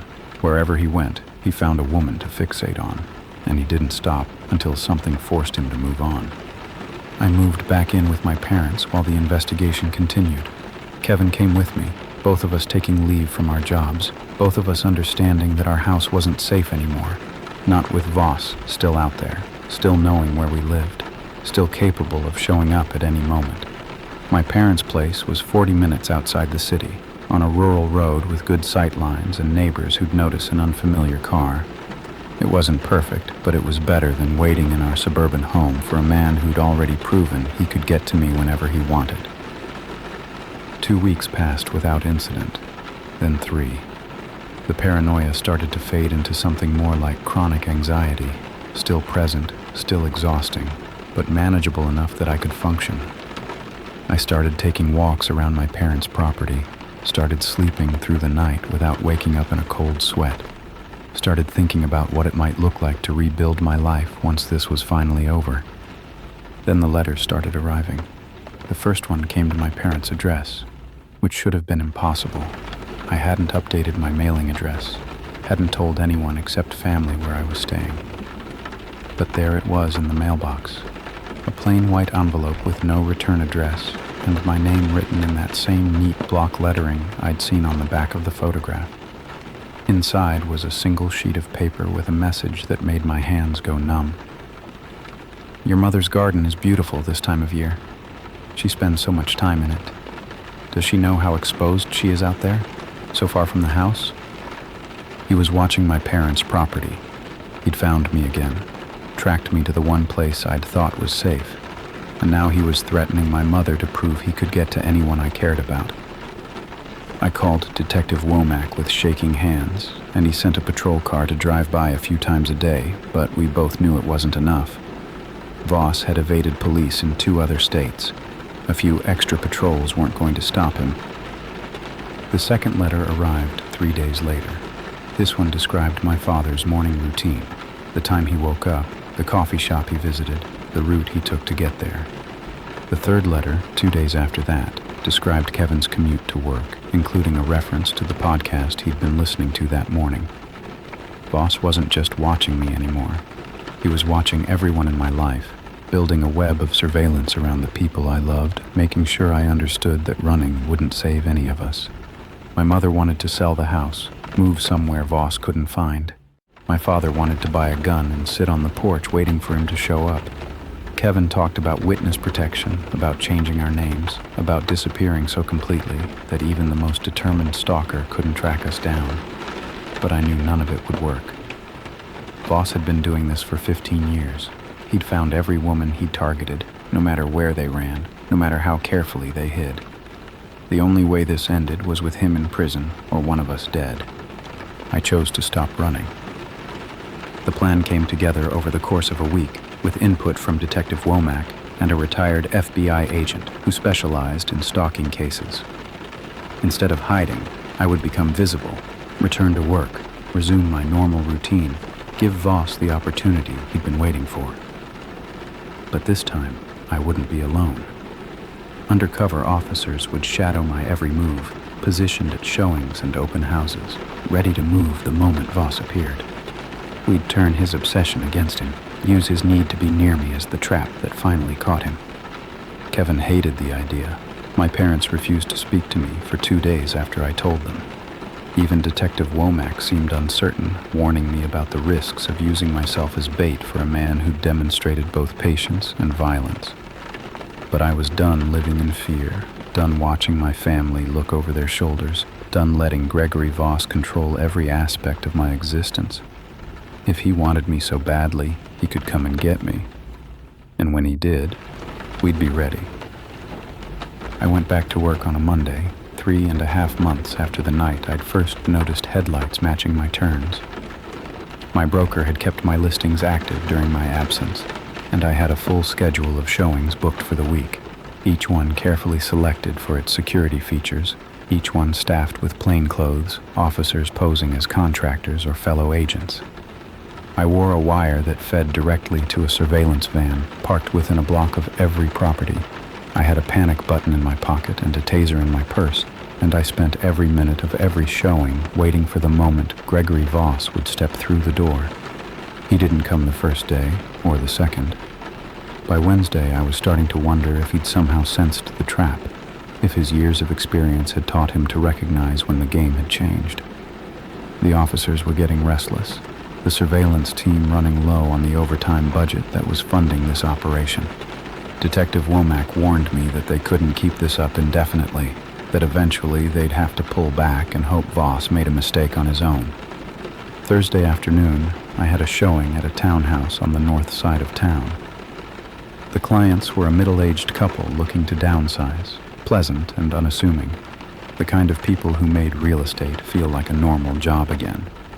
I walked them through the property, answered their questions, did everything I would have done before Gregory Voss had turned my profession into a nightmare.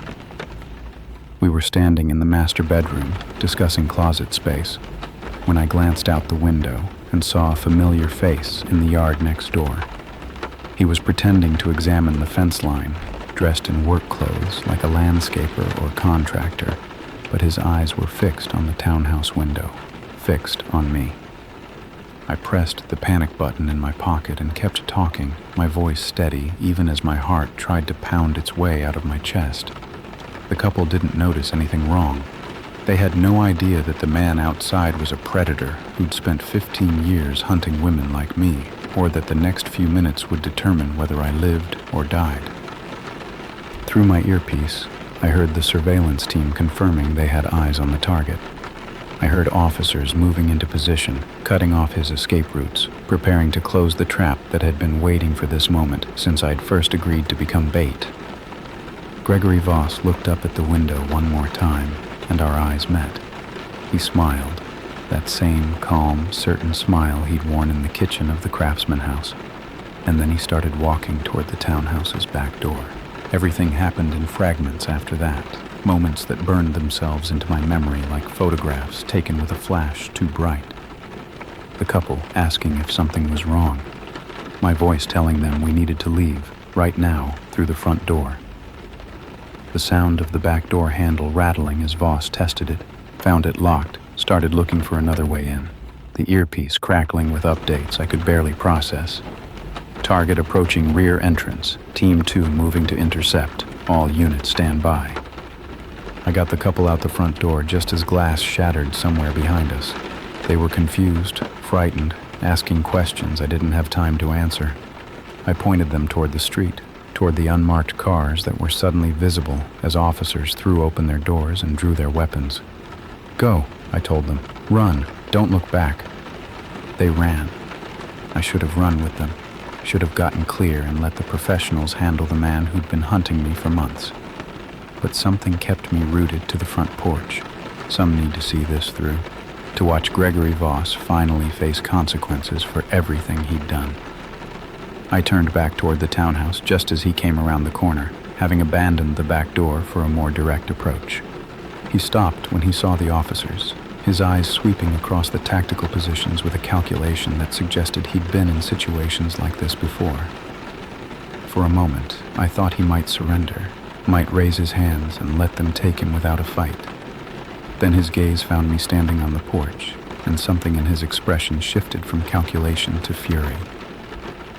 "You did this," he said, and his voice was louder now, stripped of the calm veneer he'd worn in every previous encounter. "You ruined everything. We were supposed to be together, Rachel. I chose you. I gave you everything, and this is how you repay me. On the ground, now!" The command came from multiple directions, officers closing in with weapons drawn, but Voss didn't seem to hear them. He was still staring at me, his face contorted into something I'd never seen before, the mask finally cracking to reveal the obsession underneath. "I'll find you again," he said, taking a step toward me despite the guns trained on his center mass. "No matter where you go, no matter what they do to me, I'll find you. You belong to me. You've always belonged to me." He reached into his jacket, and 3 officers fired simultaneously. The shots were deafening, echoing off the townhouses and sending birds scattering from nearby trees. Voss staggered but didn't fall, his hand still moving inside his jacket, and I realized with horror that he was wearing a vest. Body armor under his work clothes, because of course he'd planned for this. Of course he'd anticipated the possibility of police involvement. He pulled something from the jacket, something dark and angular that caught the afternoon light, and the officers fired again. This time, he went down. Not from bullets, but from a taser, deployed by an officer who'd flanked him while the others drew his attention. His body convulsed on the grass, the object falling from his hand. A knife, I saw now, a hunting knife with a blade long enough to gut someone in a single stroke. He'd been reaching for it when the officers fired. He'd been planning to use it on me, or on anyone who got between us. They swarmed him before he could recover, pinning him to the ground, wrenching his arms behind his back, securing handcuffs around wrists that were still twitching from the electrical current. The whole confrontation had lasted maybe 90 seconds, but it felt like it had stretched across hours, days, an entire lifetime of fear, compressed into moments that would replay in my nightmares for years to come. Detective Womack appeared beside me, his hand on my shoulder, his voice asking if I was okay. I couldn't answer. I was watching them lift Gregory Voss from the grass, watching them march him toward a waiting patrol car, watching the face that had haunted my mirrors and my dreams disappear behind tinted windows. He turned at the last moment, craning his neck to find me in the chaos, and mouthed something I couldn't hear but understood perfectly. "This isn't over." Then the door closed, and they drove him away, and I sat down on the porch steps because my legs refused to hold me up anymore. The search of Gregory Voss's vehicle revealed a catalog of horrors. In the trunk, rope, duct tape, a tarp, surgical tools still in their sterile packaging. In the glove compartment, detailed maps of my parents' property, complete with notes about entry points and security weaknesses. In a duffel bag on the back seat, photographs of me spanning months, at showings, at the grocery store, through the window of my parents' kitchen, sleeping in my childhood bedroom with the curtains not quite closed. He'd been closer than any of us had realized, watching from distances that should have been impossible, documenting a life he intended to end on his terms. But the worst discovery was the journal, a leather-bound notebook filled with handwriting so cramped it took analysts hours to decipher. Page after page of entries about me, observations, fantasies, plans that made even the veteran detectives go quiet. He'd written about how he would take me, where he would keep me, what he would do to make me understand that I belonged to him. The final entry, dated the morning of the townhouse showing, described in clinical detail how he intended to kill Kevin and my parents before claiming me as his own.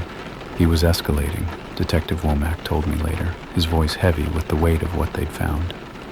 The letters, the increased surveillance, the body armor. He knew we were closing in, and he was accelerating his timeline. If we hadn't caught him today... He didn't finish the sentence. He didn't need to. The body armor had saved his life, ironically.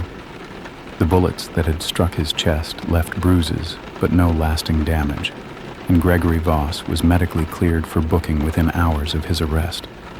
The charges filed against him read like a horror novel: stalking, breaking, and entering, possession of weapons with intent to harm, violation of 2 prior restraining orders, and, based on evidence found in a storage unit linked to one of his aliases, suspicion of involvement in the disappearance of a woman in Nevada who'd gone missing 8 years earlier.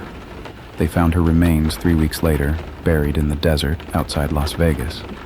Her name was Amanda Chen, and she'd been a real estate agent too.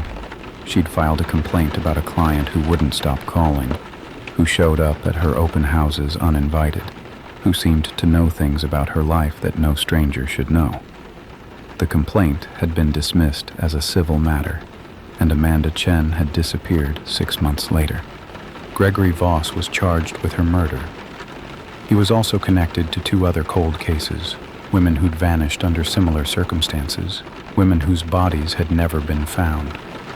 The investigation was ongoing, detectives from multiple states coordinating to untangle 15 years of violence that had hidden in plain sight. I testified at the preliminary hearing, describing the months of terror in a voice that only shook a little.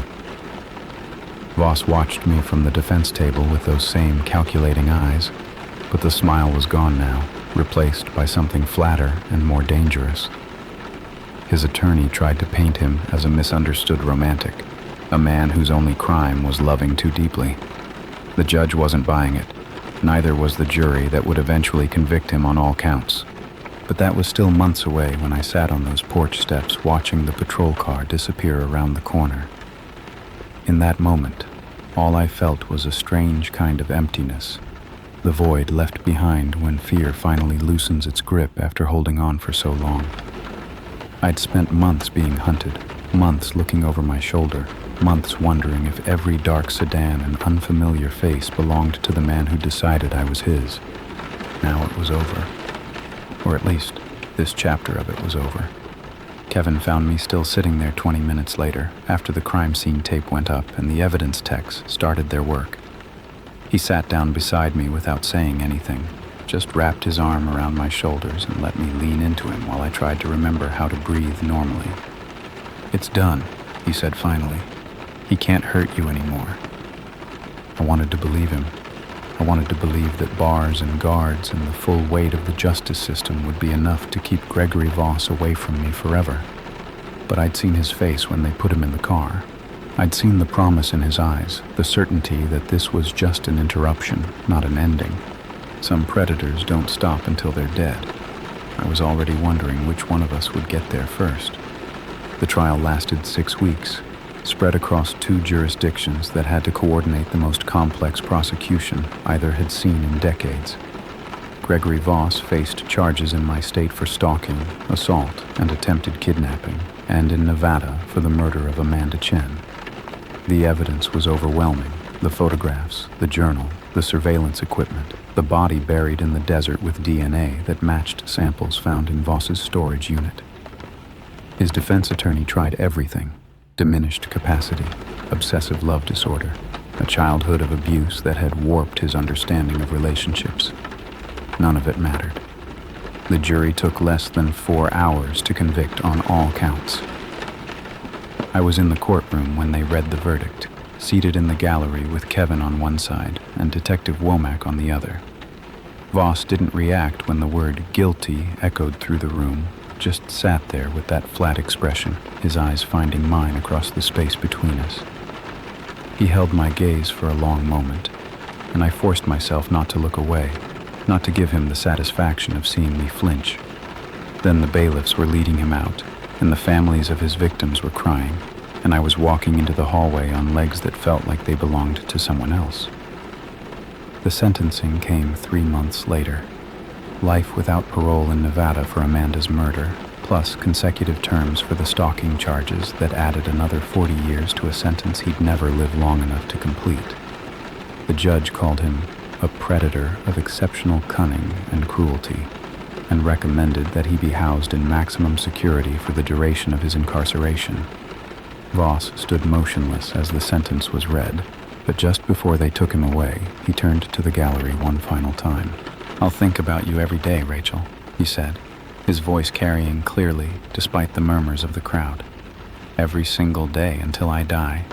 You'll never really be free of me. You know that, don't you?" The bailiffs dragged him through the door before I could respond, but his words followed me out of the courthouse and into the car and all the way home, where I locked myself in the bathroom and cried until I couldn't breathe. He was right. I knew he was right. Even with him behind bars, even with a sentence that would keep him locked away forever, I would never be free of what he'd done to me. The fear had become part of who I was, woven into the fabric of my daily life in ways I was only beginning to understand. We sold our house 3 months after the trial ended. Too many memories, too many nights lying awake, listening for sounds that didn't come, too many times walking to the car and remembering the photograph that had been waiting on the hood. We found a new place in a different neighborhood, a house with a security system I designed myself and neighbors I actually bothered to meet. Kevin and I made a point of introducing ourselves to everyone on the block, building the kind of community that might notice if something was wrong, if a stranger started lingering where he didn't belong. I went back to work eventually, though it took almost a year before I could show a house without my hands shaking. My broker was understanding, letting me ease back in with virtual tours and office work until I felt ready to face clients in person again. The first showing I did alone was terrifying. Every creak of the floorboards, every shadow in the corner of my eye sent my heart racing. But I got through it. And the next one was slightly easier, and the one after that easier still. The fear didn't disappear, but it shrank to something manageable, a companion I'd learned to live with rather than a master I served. The other women reached out to me after the trial, the ones who'd survived Gregory Voss's attention before he'd turned it toward me. There were 5 of us in total, the 2 who'd filed restraining orders, 2 others who'd been stalked but never reported it, and me. We formed a support group of sorts, meeting monthly on video calls to share our progress and our setbacks, to remind each other that what we'd experienced was real and that we weren't crazy for still being afraid. One of the women had become an advocate for stalking victims, testifying before state legislatures about the gaps in the system that had allowed Voss to operate for so long. Another had written a book about her experience that became a bestseller, donating the proceeds to organizations that helped women escape dangerous situations. I found my own way to fight back. I partnered with my real estate board to develop safety protocols for agents, mandatory training on how to recognize warning signs and what to do when a client's behavior turned concerning. We established a database where agents could flag suspicious individuals, sharing information across brokerages so that someone like Gregory Voss couldn't just move to a new agency when his current target got wise. It wasn't enough to undo what had happened, but it was something, a way to transform my trauma into protection for others who might face the same threat. The letters started coming about a year after Voss's conviction. He was allowed limited correspondence from prison, and apparently nothing in the regulations prevented him from writing to the woman he'd tried to destroy.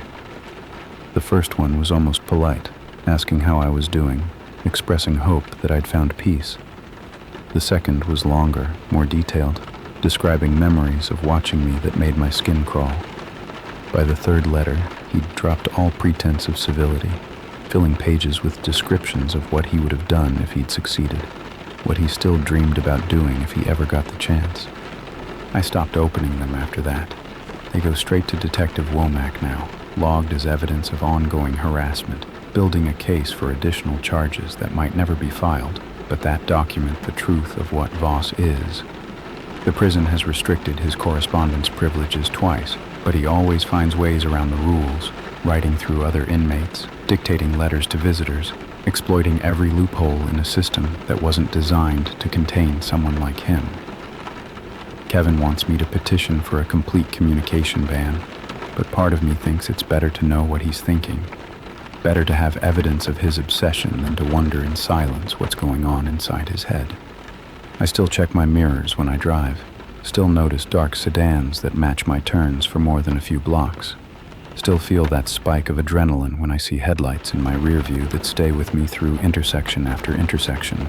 The fear lives in my body now, encoded in reflexes I can't override no matter how many therapy sessions I attend or breathing exercises I practice. Gregory Voss took something from me that I'll never get back. That easy trust in the safety of everyday life. That assumption that the world is basically benign and the people in it basically good. But he didn't take everything. I still love my job, still feel that spark of excitement when I find the perfect house for a family who's been searching for months. I still have Kevin, who stuck with me through the worst of it and never once made me feel like a burden. I still have my parents, my friends, my support group of survivors who understand what it means to rebuild a life after someone tries to burn it down. And I have this, the knowledge that I faced a monster and lived, that I stopped running and fought back, that when Gregory Voss came for me with a knife in his jacket and murder in his heart, I was ready, and he was the one who ended up in chains. So if you're reading this and you've noticed a car following you, headlights matching your turns one too many times, trust that feeling. Don't dismiss it as paranoia. Don't talk yourself out of what your instincts are telling you. Pull into a police station. Call someone you trust. Do whatever you have to do to get yourself to safety. Because sometimes the car behind you is just going the same direction, and sometimes it's not. I know the difference now. I learned it the hard way on a Wednesday night after book club, when a pair of headlights in my mirror refused to go away. Trust your mirrors, trust your gut, and never, ever lead them home. Story 4, the office door that slammed when no one was there. The first time it happened, I assumed the building's HVAC system had created a pressure differential. That's the kind of explanation that makes sense when you're an accountant who works late and needs the world to operate according to logical principles. A door slams in an empty office at 9:30 on a Tuesday night, and your brain reaches for air currents and ventilation quirks, because the alternative, that something slammed it on purpose, isn't something you want to consider when you're alone on the 14th floor of a building that should have been empty hours ago.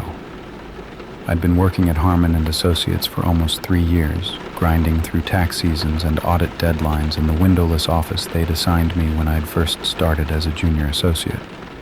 The firm occupied the entire 14th floor of a downtown high-rise, one of those glass and steel monuments to corporate ambition that emptied out promptly at 5 and stayed dark until morning. I was usually the last one to leave, sometimes the only one there past 7, hunched over spreadsheets while the cleaning crew vacuumed around me and the security guard made his rounds. I didn't mind the solitude. I'd always done my best work when no one was watching. The door that slammed was at the end of the hallway, past the conference rooms and the partner offices that stayed locked when their occupants weren't there. I'd heard it clearly, that distinctive bang of a heavy door hitting its frame, followed by the metallic click of a latch catching. I waited for footsteps, for a voice, for any sign that someone else was in the building. Nothing came. Just the hum of the fluorescent lights and the distant whisper of the ventilation system, the ambient soundtrack of an empty office after dark. I got up to investigate because I was curious, not because I was scared. The hallway was empty, every door closed, the exit sign at the far end casting its red glow across the industrial carpet. I checked the conference rooms, the break room, the supply closet where we kept the extra printer paper.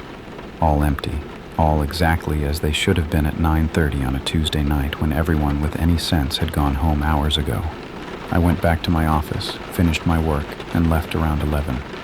The security guard in the lobby nodded at me the way he always did, and I drove home through empty streets without giving the slamming door another thought. Pressure differential. Building settling. One of those unexplained noises that old structures make when they think no one's listening.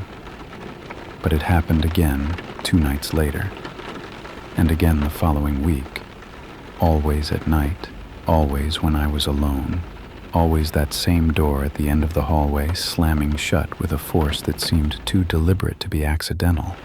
I started keeping track, noting the times, the circumstances, whether I'd heard anything before or after. The pattern that emerged didn't make me feel any better. The door only slammed when I was there. Never when others were working late. Never when the cleaning crew was still on the floor. Never when there was anyone who might hear it besides me. I mentioned it to a colleague, trying to sound casual about it. Derek was a senior associate who'd been at the firm longer than anyone except the partners, and he knew the building's quirks better than most. When I described the slamming door, he got a strange look on his face. Not scared exactly, but uncomfortable, like I'd brought up a topic he'd rather avoid. "Which door?" he asked. "The one at the end of the hall, past the conference rooms." Derek was quiet for a moment, stirring his coffee with more attention than the task required. "That's the storage room," he said finally. "Nobody uses it anymore. Hasn't been opened in years, as far as I know." "Why not?" He shrugged, but the gesture felt forced. "Just one of those things.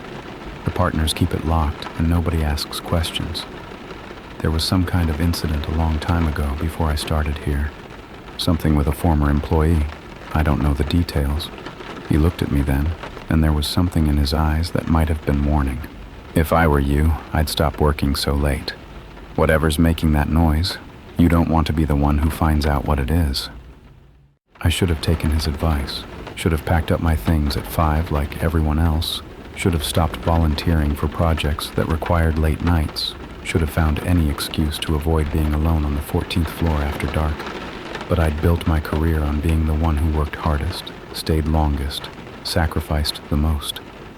I wasn't going to let an unexplained noise change that, no matter how many times it echoed down an empty hallway.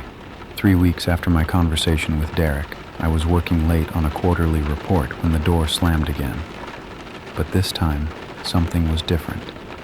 This time, I heard footsteps afterward, slow, deliberate, moving down the hallway toward my office. I sat frozen at my desk, my hands hovering over the keyboard, listening as the footsteps grew closer. They stopped right outside my door, and for a long moment, there was nothing but silence. The kind of silence that feels like something holding its breath. Then my door handle began to turn.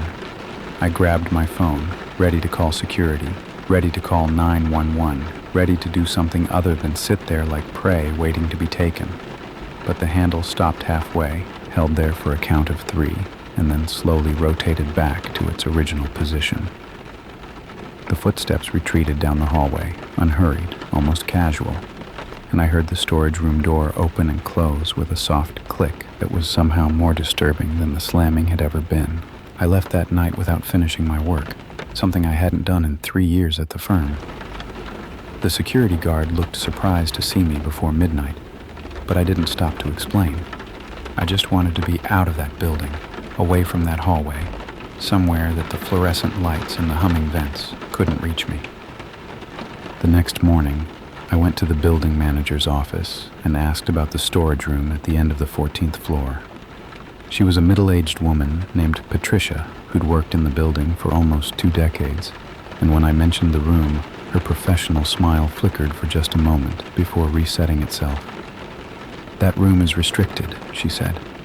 "Has been since before I started here. The partners at your firm requested that it be sealed, and as far as I know, no one's been inside in over 15 years. "Sealed how?" "The lock was changed to a key that only building management has, and even we've never had reason to use it." She paused, studying my face. "Why do you ask?" I told her about the slamming door, the footsteps, the handle turning outside my office.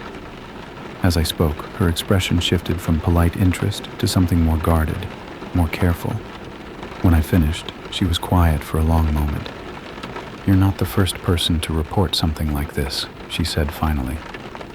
"There have been complaints over the years, always from people who work late on that floor. The previous tenant before your firm had the same issues. So did the one before that." She leaned forward, lowering her voice like she was sharing a secret she wasn't supposed to tell. 15 years ago, a man who worked in that office killed himself. they found him in the storage room, hanging from a pipe near the ceiling. The firm he worked for moved out within a month, and no one's opened that room since. I felt the blood drain from my face. You're saying the building is haunted? Patricia shook her head slowly.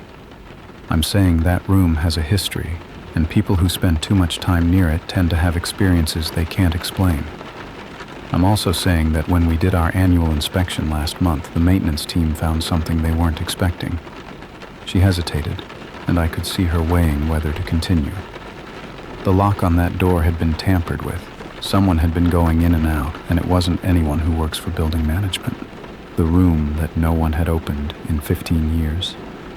The room where a man had killed himself. Someone had found a way inside, and they'd been using it as a base of operations while they walked the halls at night, testing doorknobs, listening for sounds of life in offices that should have been empty. And I'd been there, alone, night after night, giving them exactly what they wanted. I went straight to the partners after leaving Patricia's office. 3 of them were in that morning, Henderson, Kowalski, and Park, and they listened to my account with expressions that cycled through skepticism, annoyance, and something that looked almost like fear. When I mentioned the tampered lock, Henderson's face went pale in a way that told me he knew more than he'd been letting on. We've been aware of some irregularities, he admitted, his voice carefully measured. Building security reported the lock issue to us last month. We assumed it was kids, urban explorers looking for a thrill.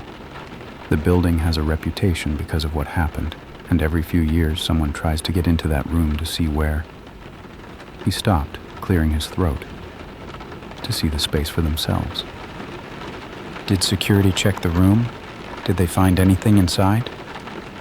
The partners exchanged glances, the kind of silent communication that happens between people who share secrets they'd rather not discuss.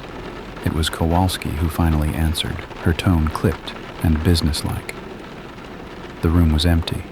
No signs that anyone had been staying there. No evidence of ongoing activity. We changed the lock, added a deadbolt, and considered the matter resolved. Someone was outside my office last night, I said. Someone walked down that hallway and tried to open my door. That doesn't sound resolved to me. We'll have security increase their patrols, Park offered. And we'll ask building management to review the camera footage from last night. If someone's been accessing the floor after hours, we'll find out who it is. But the camera footage showed nothing. The security feeds from the 14th floor had a gap, nearly 2 hours of missing data between 8 and 10 p.m., exactly the window when I'd heard the footsteps and the door handle turning. The building's IT department blamed a software glitch, a corrupted file, something technical that happened occasionally and didn't necessarily mean anything sinister. I wanted to believe them. I wanted to believe that the missing footage was coincidence, that the tampered lock was urban explorers, that everything had a rational explanation if I just looked hard enough. I couldn't make myself believe it. I started doing my own research, digging into the history of the building and the firm that had occupied the 14th floor before Harmon and Associates moved in. The suicide Patricia had mentioned was easy to find. News articles from 15 years ago, a brief story about a financial analyst named Thomas Reeve, who'd taken his own life in his office after hours. The coverage was sparse, more focused on the firm's subsequent relocation than on Reeve himself, but I found enough to piece together a rough picture of what had happened. Thomas Reeve had been a rising star at his company, known for working long hours and producing results that his colleagues couldn't match. He'd been promoted twice in 3 years, was on track for partner, had everything going for him by every external measure. Then he'd started acting strangely, showing up at odd hours, sending emails in the middle of the night, reporting that someone was watching him through the windows, even though his office was 14 stories up with no adjacent buildings. His colleagues had written it off as stress, burnout, the inevitable cost of pushing too hard for too long. No one had taken his concerns seriously until they'd found him hanging in the storage room with a note that simply said, "He's still here." The note had been dismissed as evidence of a mental break, a delusion that had consumed Reeve in his final days. But reading about it now, with my own experiences fresh in my mind, I couldn't help wondering if he'd seen something real, If someone had been watching him, following him, driving him to the edge until the only escape he could find was at the end of a rope. I needed to see inside that room for myself. Patricia had told me building management had the only key, but I was an accountant. I understood systems, understood the gaps that existed in any organization's security protocols. The maintenance staff had master keys that opened most doors in the building, and one of the custodians, a quiet man named Eddie who worked the night shift, owed me a favor after I'd helped him sort out a tax issue last spring. It took a bottle of decent scotch and a promise that I'd never reveal where I got the key. But 3 days after my meeting with the partners, I was standing outside the storage room at 10 p.m. with the means to finally see what was inside. The door looked ordinary, same industrial gray as every other door on the floor, same brass handle, same worn carpet threshold. But there was something about the air near it, a heaviness that might have been my imagination or might have been something more. I fitted the key into the new deadbolt, felt it turn with a smooth click, and pushed the door open. The storage room was small, maybe 10 feet by 12, with metal shelving units lining the walls and fluorescent lights that flickered when I hit the switch. It smelled like dust and old paper and something else underneath, something organic that I didn't want to identify. I stepped inside, letting my eyes adjust to the harsh lighting, and that's when I saw what someone had built in the back corner. It was a nest. There was no other word for it. A nest made of old blankets and cardboard tucked behind the shelving where it wouldn't be visible from the doorway. Food wrappers littered the floor around it, along with empty water bottles and a small battery-powered lantern. Someone had been living here, sleeping here, eating here, while the rest of the building went about its business completely unaware. But the nest wasn't the worst part. The worst part was the wall behind it. Photographs covered every inch of the surface, taped in overlapping layers that created a collage of obsession. Most of them were of me, entering the building, leaving the building, sitting at my desk visible through the window of my office, walking to my car in the parking garage. But there were older photographs too, yellowed with age, showing a man I recognized from the news articles I'd been reading. Thomas Reeve, captured in the same locations, the same angles, the same unknowing poses. Whoever had been living in this room hadn't started with me. They'd been doing this for 15 years, targeting the people who worked late on the 14th floor, watching them until something changed, until they decided to do more than watch. I pulled out my phone to photograph the evidence, and that's when I heard it. Footsteps in the hallway outside, moving toward the storage room with the same slow deliberation I'd heard outside my office 3 nights ago.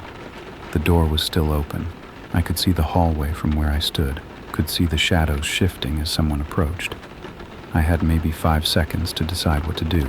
Confront whoever was coming, hide among the shelving and hope they didn't find me, or try to slip past them and run for the elevator. None of the options felt survivable. None of them felt like choices a rational person would have to make on a Wednesday night in an office building in the middle of a major city. The footsteps stopped just outside the door. I could hear breathing now, slow and measured, the sound of someone who wasn't in any hurry because they knew exactly what they were going to find. Then a voice spoke, soft and familiar, and everything I thought I understood about the past 3 weeks collapsed into something much worse. "I wondered how long it would take you to find my room," Derek said. "You're smarter than Thomas was. He never even got this far." Derek stepped into the doorway, blocking my only exit. He looked the same as he always did. Neat button-down shirt, pressed slacks, the bland, pleasant face of a senior associate who'd been at the firm so long he'd become part of the furniture. But there was something different in his eyes now. Something cold and calculating that I'd never noticed in all the years we'd worked together. Or maybe I'd noticed it and chosen not to see. "You knew Thomas Reeve," I said, my voice steadier than I expected. "You were here when he died. I was here before he died." Derek leaned against the doorframe, casual and unhurried, like we were having a conversation in the break room instead of a confrontation in a room full of evidence of his obsession. I was the one who helped him understand what he really was. A man who worked too hard, stayed too late, thought his dedication made him special. Sound familiar? I glanced around the storage room, looking for another way out, anything I could use as a weapon. The metal shelving was bolted to the walls, the ceiling tiles were too high to reach. My phone was in my hand, but Derek was between me and any hope of escape, and I knew without testing it that he'd be on me before I could dial for help. What did you do to him? Derek smiled, and it was the same smile I'd seen 100 times across conference tables and in hallway conversations. Warm, collegial, completely empty. I showed him what it felt like to be watched, to never know if you were alone, to second-guess every sound and every shadow. Some people break under that kind of pressure. They make mistakes, get careless, start seeing threats everywhere until they can't tell what's real and what's imagined. His smile widened. Thomas broke. It took almost a year, but eventually he couldn't take it anymore. Hung himself right there, where your foot is standing now. I looked down involuntarily and felt my stomach lurch. The floor looked the same as any other floor in the building, but now I could imagine Thomas Reeves' body swinging from the pipe overhead, could almost see the shadow he must have cast in the flickering fluorescent light. Why? The word came out strangled. Why would you do that to someone? Because I can. Derek's voice was flat, matter-of-fact, like he was explaining a spreadsheet formula instead of a murder. Because people like Thomas, people like you, think you're so much better than everyone else. You work your late nights and hit your deadlines and climb your little ladders, and you never even notice the people around you. You looked right through me for 3 years, Marcus. Every day, every meeting, every conversation. I was invisible to you. Just another face in the office, another name to forget. He pushed off from the doorframe and took a step into the room. I backed up until I hit the shelving behind me, the metal edges digging into my spine. But when I'm watching you, when I'm the one who decides when you feel safe and when you feel afraid, suddenly I'm the most important person in your world.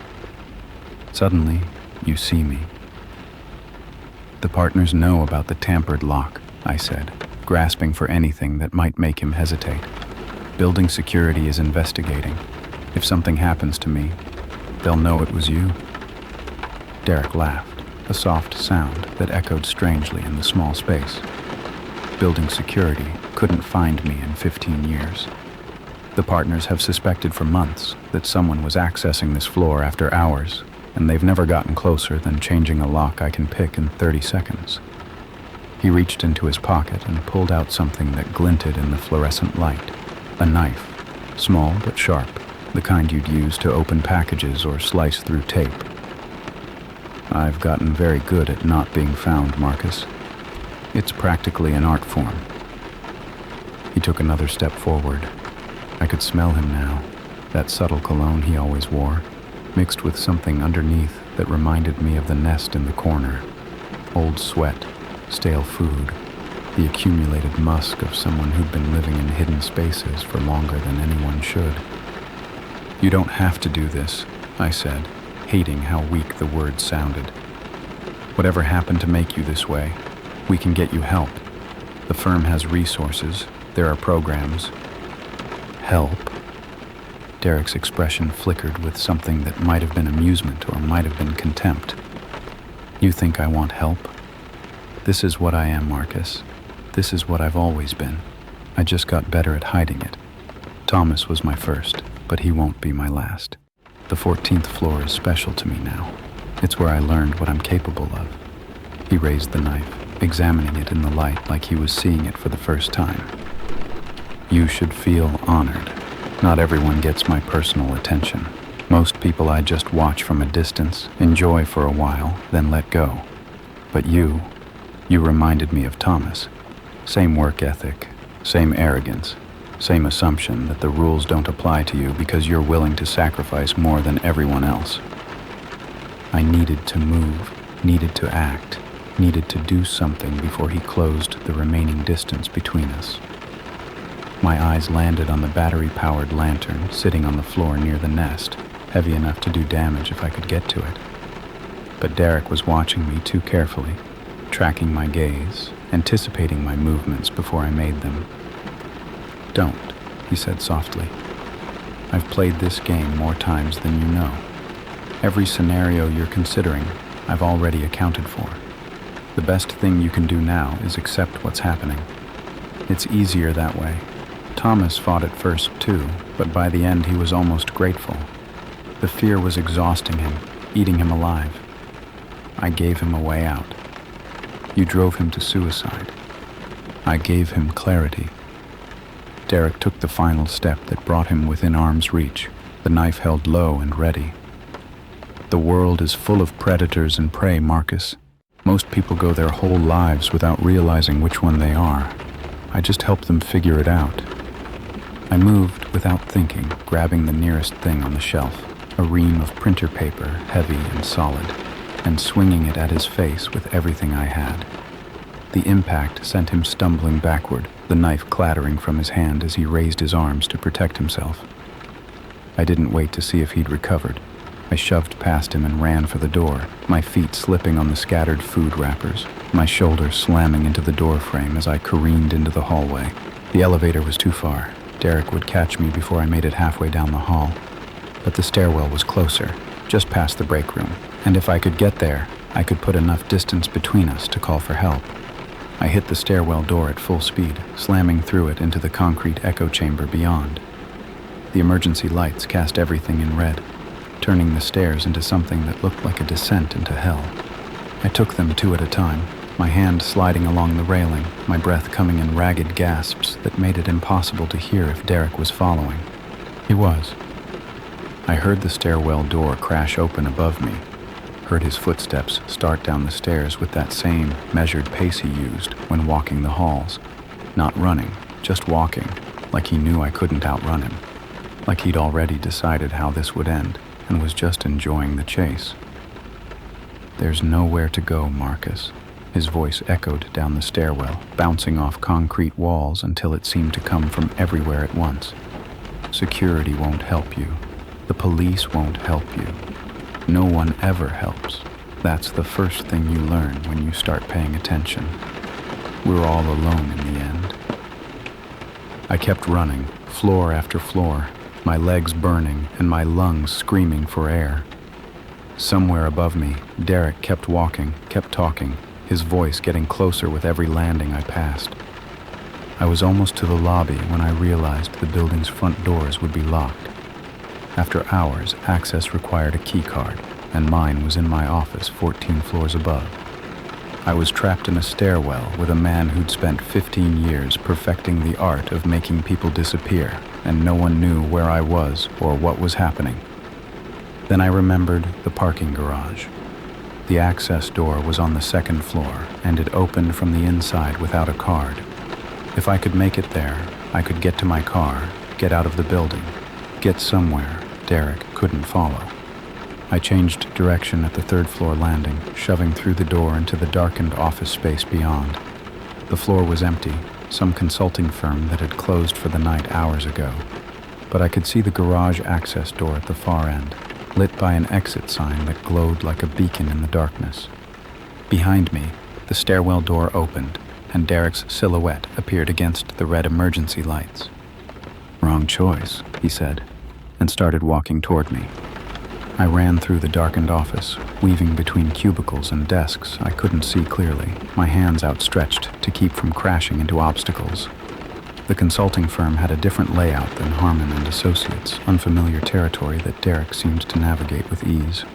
I could hear him behind me, not rushing, just maintaining that steady pace that said he'd done this before, that he knew how it would end no matter how fast I ran. The garage door was 30 feet away, 20. I could see the exit sign clearly now, could almost feel the handle under my fingers. Then my foot caught something in the darkness, a power cord, a bag someone had left on the floor. And I went down hard, my palms skidding across industrial carpet, my phone flying from my hand and spinning away into the shadows. I scrambled to get up, but Derek was there before I could find my feet. His hand closed around my ankle and yanked, dragging me backward across the floor while I clawed at the carpet for something to hold on to. The friction burned my palms raw, my fingernails tearing against the rough fibers, but I couldn't stop him. He was stronger than he looked, all that hidden muscle built up over years of working in the shadows. "I told you," he said, and his voice was calm, almost gentle. "I've done this before. The running, the fighting, the desperate attempts to escape. It's all part of the experience. Thomas ran too. They all run. It never changes anything." He flipped me onto my back and straddled my chest, pinning my arms with his knees, his weight settling onto me like something final. In his hand, the knife had reappeared. He must have retrieved it before following me down the stairs, must have known I'd try to flee and planned accordingly. The blade caught the dim light from the exit sign, throwing a red reflection across his face that made him look like something from a nightmare. "This doesn't have to hurt," he said, pressing the flat of the blade against my cheek.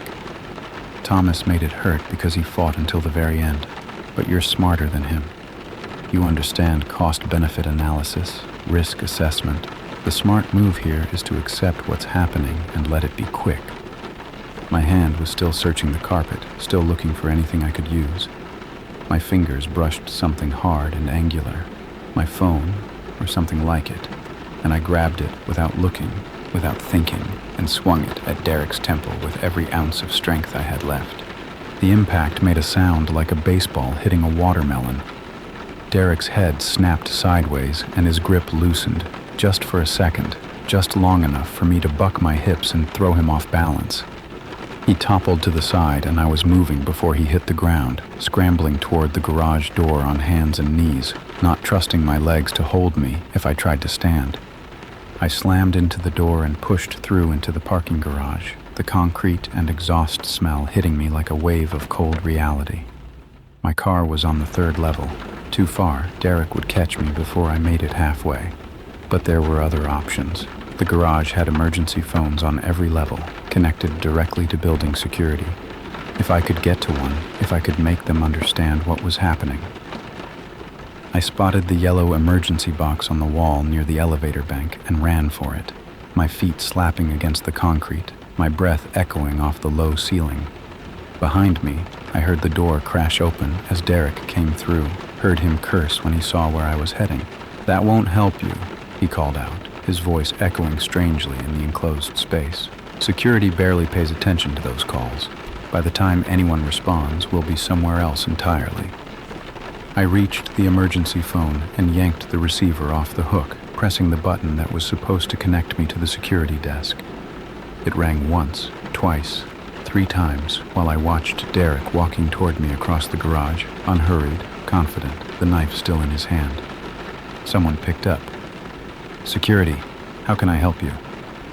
"3rd floor parking garage," I gasped. "There's a man with a knife. He's trying to kill me. I need help now." Derek was 10 feet away, then 5. I could see the resignation in his eyes, the calculation of someone adjusting their plans in real time. He wasn't going to run. He was going to finish what he'd started, security response or not, because that's who he was. Someone who couldn't stop once he'd begun. "Sir, I'm dispatching someone now. Can you tell me?" Derek lunged for the phone and I swung the receiver at his face. The heavy plastic connected with his nose, and I heard something crack. Saw blood spray across his shirt as he staggered backward with both hands clutching his face. The knife clattered to the concrete and I kicked it away, sent it spinning under a parked car where neither of us could reach it. "You broke my nose," Derek said, and there was genuine surprise in his voice, like the concept of his victims fighting back hadn't fully occurred to him. "You actually broke my nose." "Stay away from me." I was backing toward the elevator now, putting distance between us while I waited for security to arrive. The phone was dangling from its cord, the dispatcher's voice still coming through asking if I was okay, what was happening, whether I could describe the attacker. "It's over, Derek. They're coming.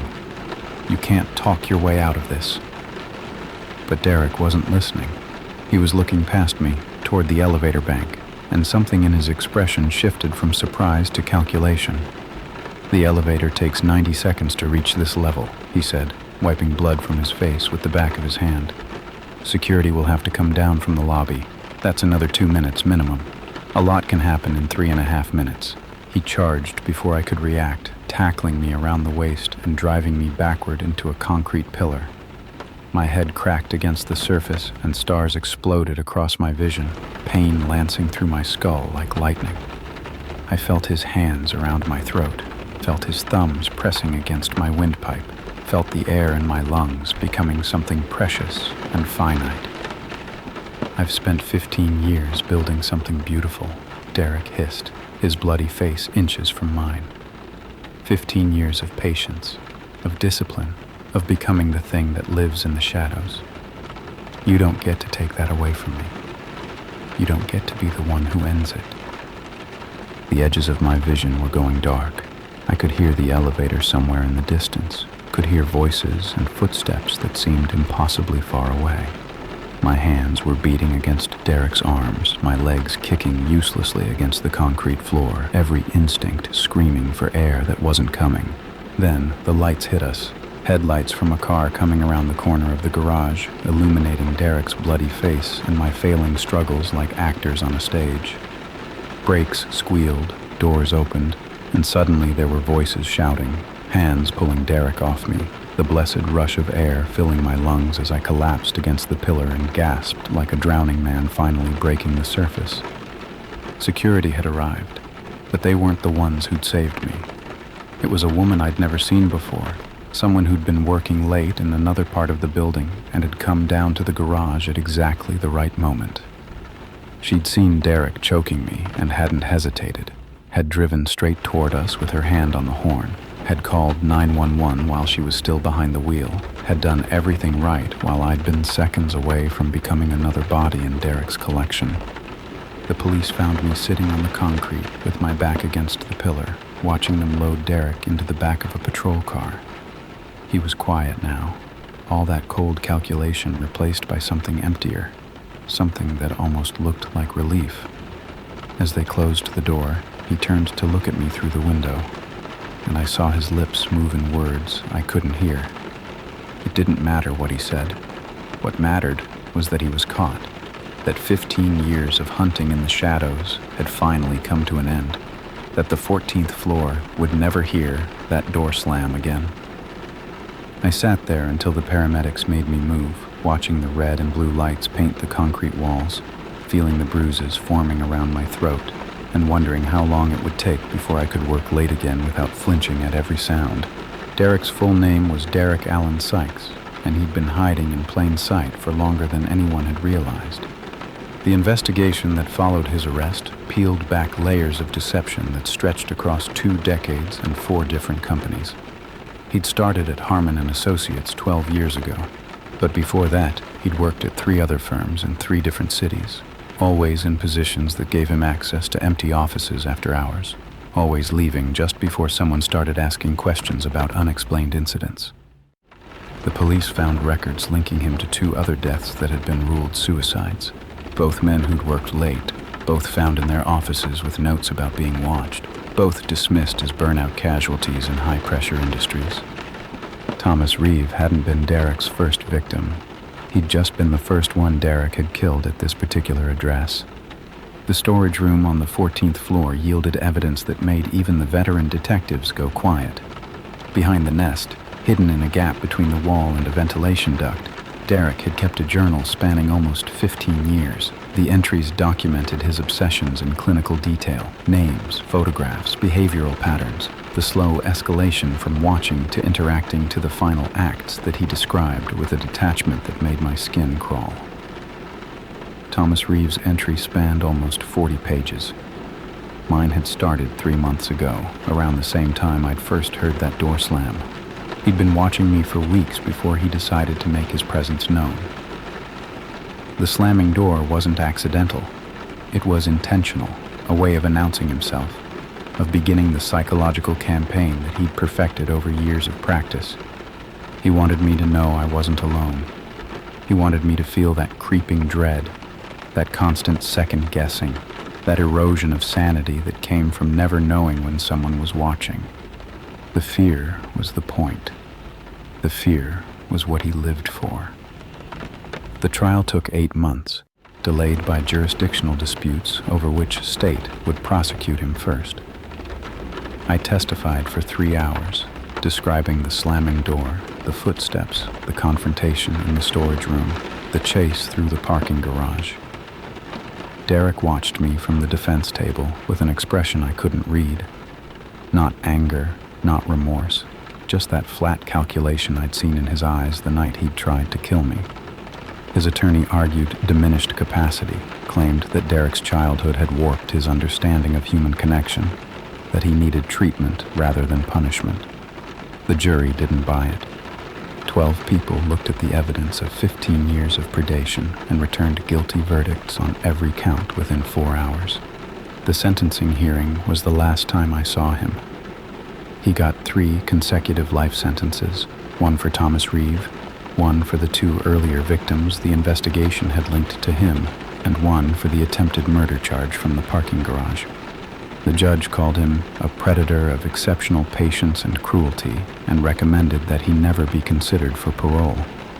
Derek stood motionless as the sentence was read, but just before they led him away, he turned to look at me one final time. "You were the best one," he said, his voice carrying clearly across the courtroom.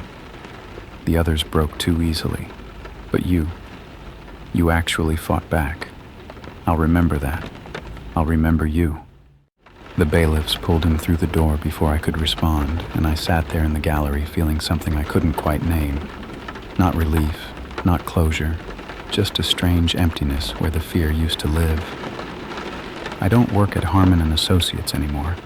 The partners offered me a promotion after the trial, some combination of guilt and gratitude for exposing the monster who'd been living in their walls, but I couldn't make myself go back to the 14th floor. Every time I stepped off the elevator, I heard that door slam. Every time I walked past the storage room, I smelled the must of Derek's nest and saw the photographs covering the walls. The building had been contaminated by what happened there, and no amount of renovations or reassignments could make it feel safe again. I work from home now, doing freelance consulting for companies that need actuarial analysis but don't require my physical presence. It pays less than the firm did, but it lets me control my environment in ways that matter more than money. I choose when to work and when to stop. I choose who enters my space and who doesn't. I never have to wonder if someone is watching me from a hidden room, waiting for the moment I let my guard down. The woman who saved me in the parking garage is named Jennifer Walsh. We've stayed in touch since that night, not romantically, just the bond that forms between people who've shared something no one else can understand. She tells me that she was only working late because a deadline had been moved up, that she'd almost gone straight home instead of stopping to check her mail. 15 seconds either way, and she wouldn't have been there when Derek's hands were around my throat. 15 seconds, and I'd be another name in his journal, another suicide that wasn't really a suicide, another victim whose death would have been dismissed as stress and burnout, and the cost of working too hard. I think about that sometimes. The randomness of survival, the thin margins between living and dying that we never notice until we're forced to. Derek had planned everything with 15 years of practice, had accounted for every variable he could identify, and in the end, he was undone by a woman checking her mail at the exact right moment. All that patience, all that discipline, all those years of perfecting his craft, and it came down to luck. My luck holding just long enough, his luck finally running out.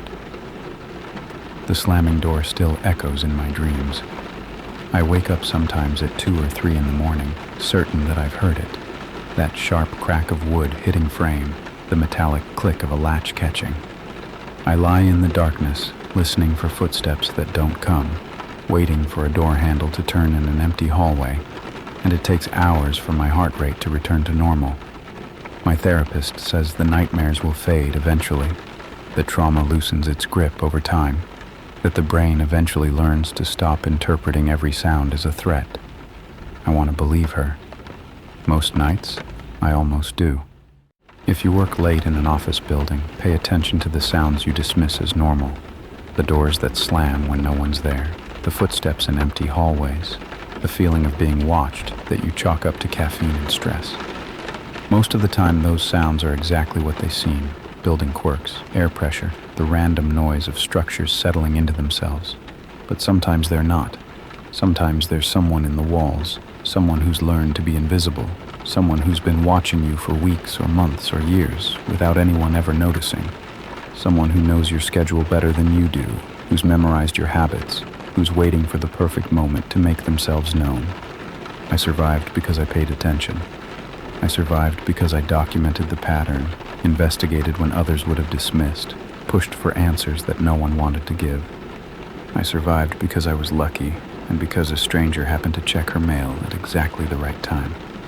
Not everyone gets that lucky. Not everyone survives. So the next time you're alone in an office after dark and you hear a door slam somewhere down the hall, don't assume it's nothing. Don't tell yourself it's just the building settling, just the ventilation system, just one of those things that happens in old structures when the night gets quiet. Go home. Lock your doors. And whatever you do, don't stay late again until you're absolutely certain you know who else is in the building with you. Because Derek Sykes wasn't the only one. The police told me that much during the investigation, that there are others like him out there. People who've learned to hide in the spaces we forget to check, who feed on the fear of their victims like something ancient and hungry. And they're always watching, always waiting, always listening for the sound of someone working late. Story 5, the whisper that told me not to look behind me. I've always trusted my instincts, that gut feeling that tells you to cross the street when someone's walking too close behind you, to leave the party when the vibe shifts wrong, to not get in the elevator with the man who's staring a little too hard. Women learn to listen to those signals early, learn that ignoring them can cost you everything. I never ignored them. But instincts don't talk. They don't lean close to your ear and whisper words in a voice that isn't yours. The first time it happened, I was walking home from the bus stop on a Tuesday night. It was late October, already dark by 6 p.m., and I was cutting through the park the way I always did, a shortcut that shaved 10 minutes off my commute. The path was well lit, lined with lamp posts every 50 feet, and I'd taken it hundreds of times without incident. I wasn't nervous, wasn't paying particular attention to anything except the podcast playing through my earbuds and the cold that was starting to seep through my jacket. Then I heard it. Not through my earbuds, underneath them somehow, close enough that I felt the breath on my neck. Don't turn around. I froze. My hand went to my earbuds, pulling them out, and I stood there on the empty path with my heart slamming against my ribs. The voice had been female, soft, almost gentle, like a friend giving advice, like someone who wanted to help. But there was no one there. I was alone on the path, lamp posts stretching ahead and behind me, nothing but bare trees and empty benches and the distant sound of traffic. No woman. No one who could have spoken those words directly into my ear. I turned around anyway. Couldn't help it. The instinct was too strong, the need to see what was behind me overwhelming every other impulse. The path was empty, just pavement and pools of light and the darkness between them. I practically ran the rest of the way home. Locked my door, checked every room, sat on my couch with all the lights on and tried to convince myself I'd imagined it. Auditory hallucination, stress from work, some quirk of the podcast audio that had sounded like a voice. There were explanations. There had to be explanations. I should tell you who I am. My name is Rachel, and I was 27 when this started. I worked at a nonprofit downtown, answering phones and processing donations and pretending I found the work fulfilling. I lived alone in a one-bedroom apartment about 2 miles from my office, in a neighborhood that was safe enough during the day and mostly safe at night. I didn't have enemies. Didn't have a stalker, as far as I knew. Didn't have anyone in my life who would follow me through a park and whisper warnings in my ear. And yet, 3 days after the first incident, it happened again. Different location this time. I was in the grocery store, standing in the cereal aisle, comparing prices on granola. The store was busy, people pushing carts past me, the usual background noise of a weeknight shopping trip. I was reaching for a box on the top shelf when I heard it. Don't look behind you. Walk away, now. Same voice, same soft, urgent tone, same impossible proximity, like the speaker was standing right at my shoulder. I didn't turn around this time. Something in the voice's urgency stopped me, made me listen despite every rational thought telling me this couldn't be real. I lowered my hand from the shelf, gripped my cart, and walked. Didn't run, didn't panic, just pushed my cart down the aisle and around the corner like I'd suddenly remembered something I needed in produce. When I was far enough away, I looked back. A man was standing where I'd been, facing the cereal shelves, his hand raised like he'd been about to tap my shoulder. He was maybe 40, unremarkable looking, the kind of person you'd pass without noticing. But he was staring at the space where I'd been standing with an expression I couldn't read, confusion maybe, or frustration. He saw me looking. Our eyes met across the store, and something in his face made my blood go cold. Not anger, something emptier than that, something that didn't register me as a person, only as a thing that had gotten away. I abandoned my cart and left. Drove home checking my rearview mirror every few seconds, pulse pounding in my ears. The man hadn't followed me, at least not that I could see, but I couldn't shake the feeling that something terrible had almost happened in that grocery store. That if I'd turned around when he wanted me to, if I'd let him get my attention, things would have ended differently. The voice had warned me. The voice had told me not to look, to walk away, and I'd listened. And because I'd listened, I was home safe instead of wherever I would have been otherwise.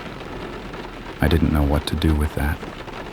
Didn't know how to process a voice that shouldn't exist, giving me advice that might have saved my life.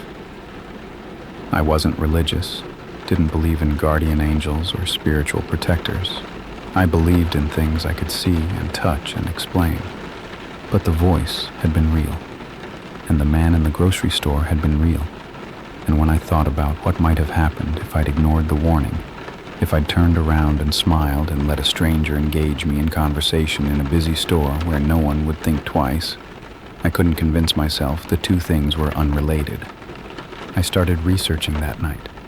Sat at my laptop for hours, searching for anything that might explain what I'd experienced. Auditory hallucinations, intuition, guardian angels, psychic phenomena. Everything I found either sounded like pseudoscience or didn't match what had happened to me. The voice wasn't a feeling or a hunch. It was words, specific and clear, spoken by someone who wasn't there. 2 weeks passed without incident.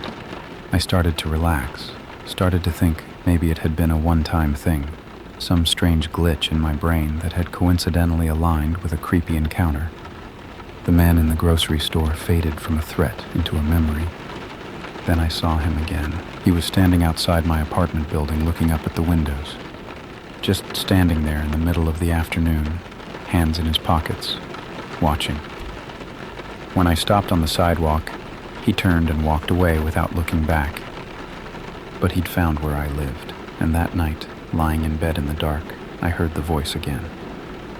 He's coming back, soon. You need to be ready. I didn't sleep that night. Lay in bed with the lights on, staring at the ceiling, waiting for the voice to say something else. It didn't. Just that one warning, hanging in the air like smoke, and then silence. In the morning, I called in sick to work. Spent the day fortifying my apartment. New deadbolt, chain lock, security bar for the sliding glass door that led to my small balcony. I bought pepper spray and a personal alarm and a baseball bat that I kept beside my bed. I felt ridiculous, like I was preparing for a siege based on a whisper that might have been my imagination. But the man outside my building hadn't been imaginary. The look in his eyes at the grocery store hadn't been imaginary. Something was wrong. The voice knew it, and now I knew it too. I reported him to the police that afternoon, described the grocery store encounter, the way he'd been watching my building, the feeling I couldn't shake that he was targeting me specifically. The officer who took my statement was sympathetic, but not particularly helpful. Had he threatened me? No. Had he approached me? Not exactly. Had he done anything illegal? I couldn't answer that. He'd stood on a public sidewalk. He'd shopped at a public store. Nothing he'd done would look like a crime to anyone who hadn't seen that expression on his face, that empty, calculating assessment of something that wasn't quite human to him. "We can't do anything unless he actually does something," the officer said. "But keep documenting. If he shows up again, get photos if you can. Build a record. Build a record." Like I was collecting evidence for a trial that might never happen, or might happen too late. That night, I saw him again. He was across the street from my building, standing in the shadow of a tree, barely visible in the darkness between streetlights. I only noticed him because I was watching, scanning the street from my window the way I'd been doing every few minutes since sunset. He wasn't moving, just standing there, looking up at my building, at my window. I pulled back from the curtain, heart racing. When I looked again 30 seconds later, he was gone. The voice came that night while I was brushing my teeth. "His name is Daniel Marsh. He's done this before." I dropped my toothbrush, stood frozen in front of the bathroom mirror, toothpaste dripping down my chin, staring at my own wide-eyed reflection. "Who are you?" I whispered. It was the first time I'd tried to talk back. "How do you know that?" Silence. The voice didn't answer questions, apparently. It only gave warnings, information, guidance I hadn't asked for, but desperately needed. Daniel Marsh. I had a name now. I spent the next 3 hours on my laptop searching every database I could access. It didn't take long to find him. Daniel Marsh, 43 years old, last known address about 20 miles from my apartment. He had a record, nothing violent officially, trespassing, harassment, a restraining order filed by a woman 6 years ago, later dismissed when she moved out of state. But when I dug deeper into news archives and court records and the kind of forums where women warn each other about dangerous men, I found more. 2 women had accused him of stalking in the past decade. Neither case had gone to trial. One woman had moved across the country. The other had simply vanished. Missing persons report filed, never resolved, case gone cold. I stared at her photo for a long time. She looked a little like me. Same age range, same general build, same dark hair. The kind of woman who might catch someone's eye in a grocery store, who might walk through a park alone at night, who might not notice she was being watched until it was too late. Was that why he'd chosen me?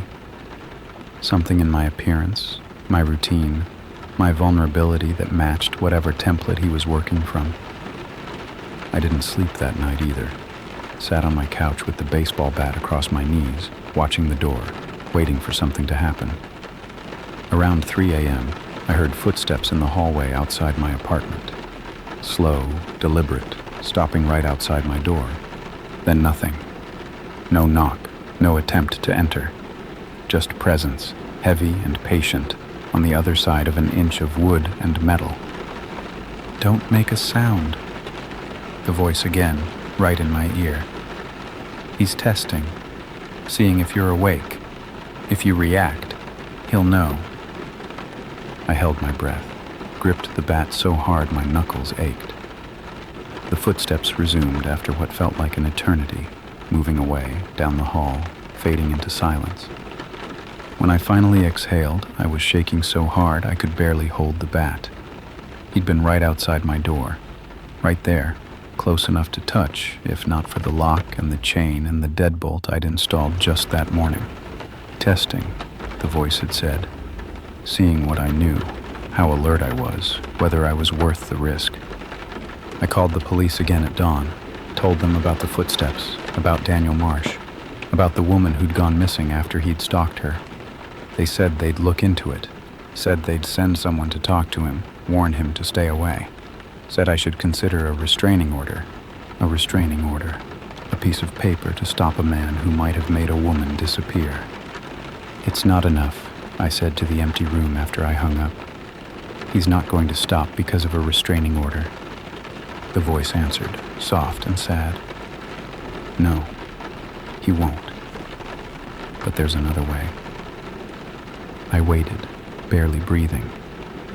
"You have to make him stop, and I'm going to show you how." The voice didn't speak again for 3 days. I waited, asked questions into empty rooms, begged for more information. Nothing. Just silence and the constant, gnawing awareness that Daniel Marsh was out there somewhere, watching my building, learning my patterns, waiting for his moment. I saw him twice more during those 3 days. Once from my office window, he was standing across the street, looking up at the building like he was memorizing which floor I worked on. Once in the parking lot of my apartment complex, sitting in a gray sedan I didn't recognize, engine off, just watching the entrance. Both times he was gone before I could get a photo, before I could call anyone, before I could do anything except note the time and add it to my growing file of documentation that didn't matter. The restraining order came through on day 4. A piece of paper that said Daniel Marsh had to stay 500 feet away from me, my home, and my workplace. I held it in my hands and felt nothing except the hollow certainty that it wouldn't help. He'd already proven he didn't care about rules, about boundaries, about the legal fictions we use to pretend we're safe. That night, the voice came back. He's planning something. Tomorrow night.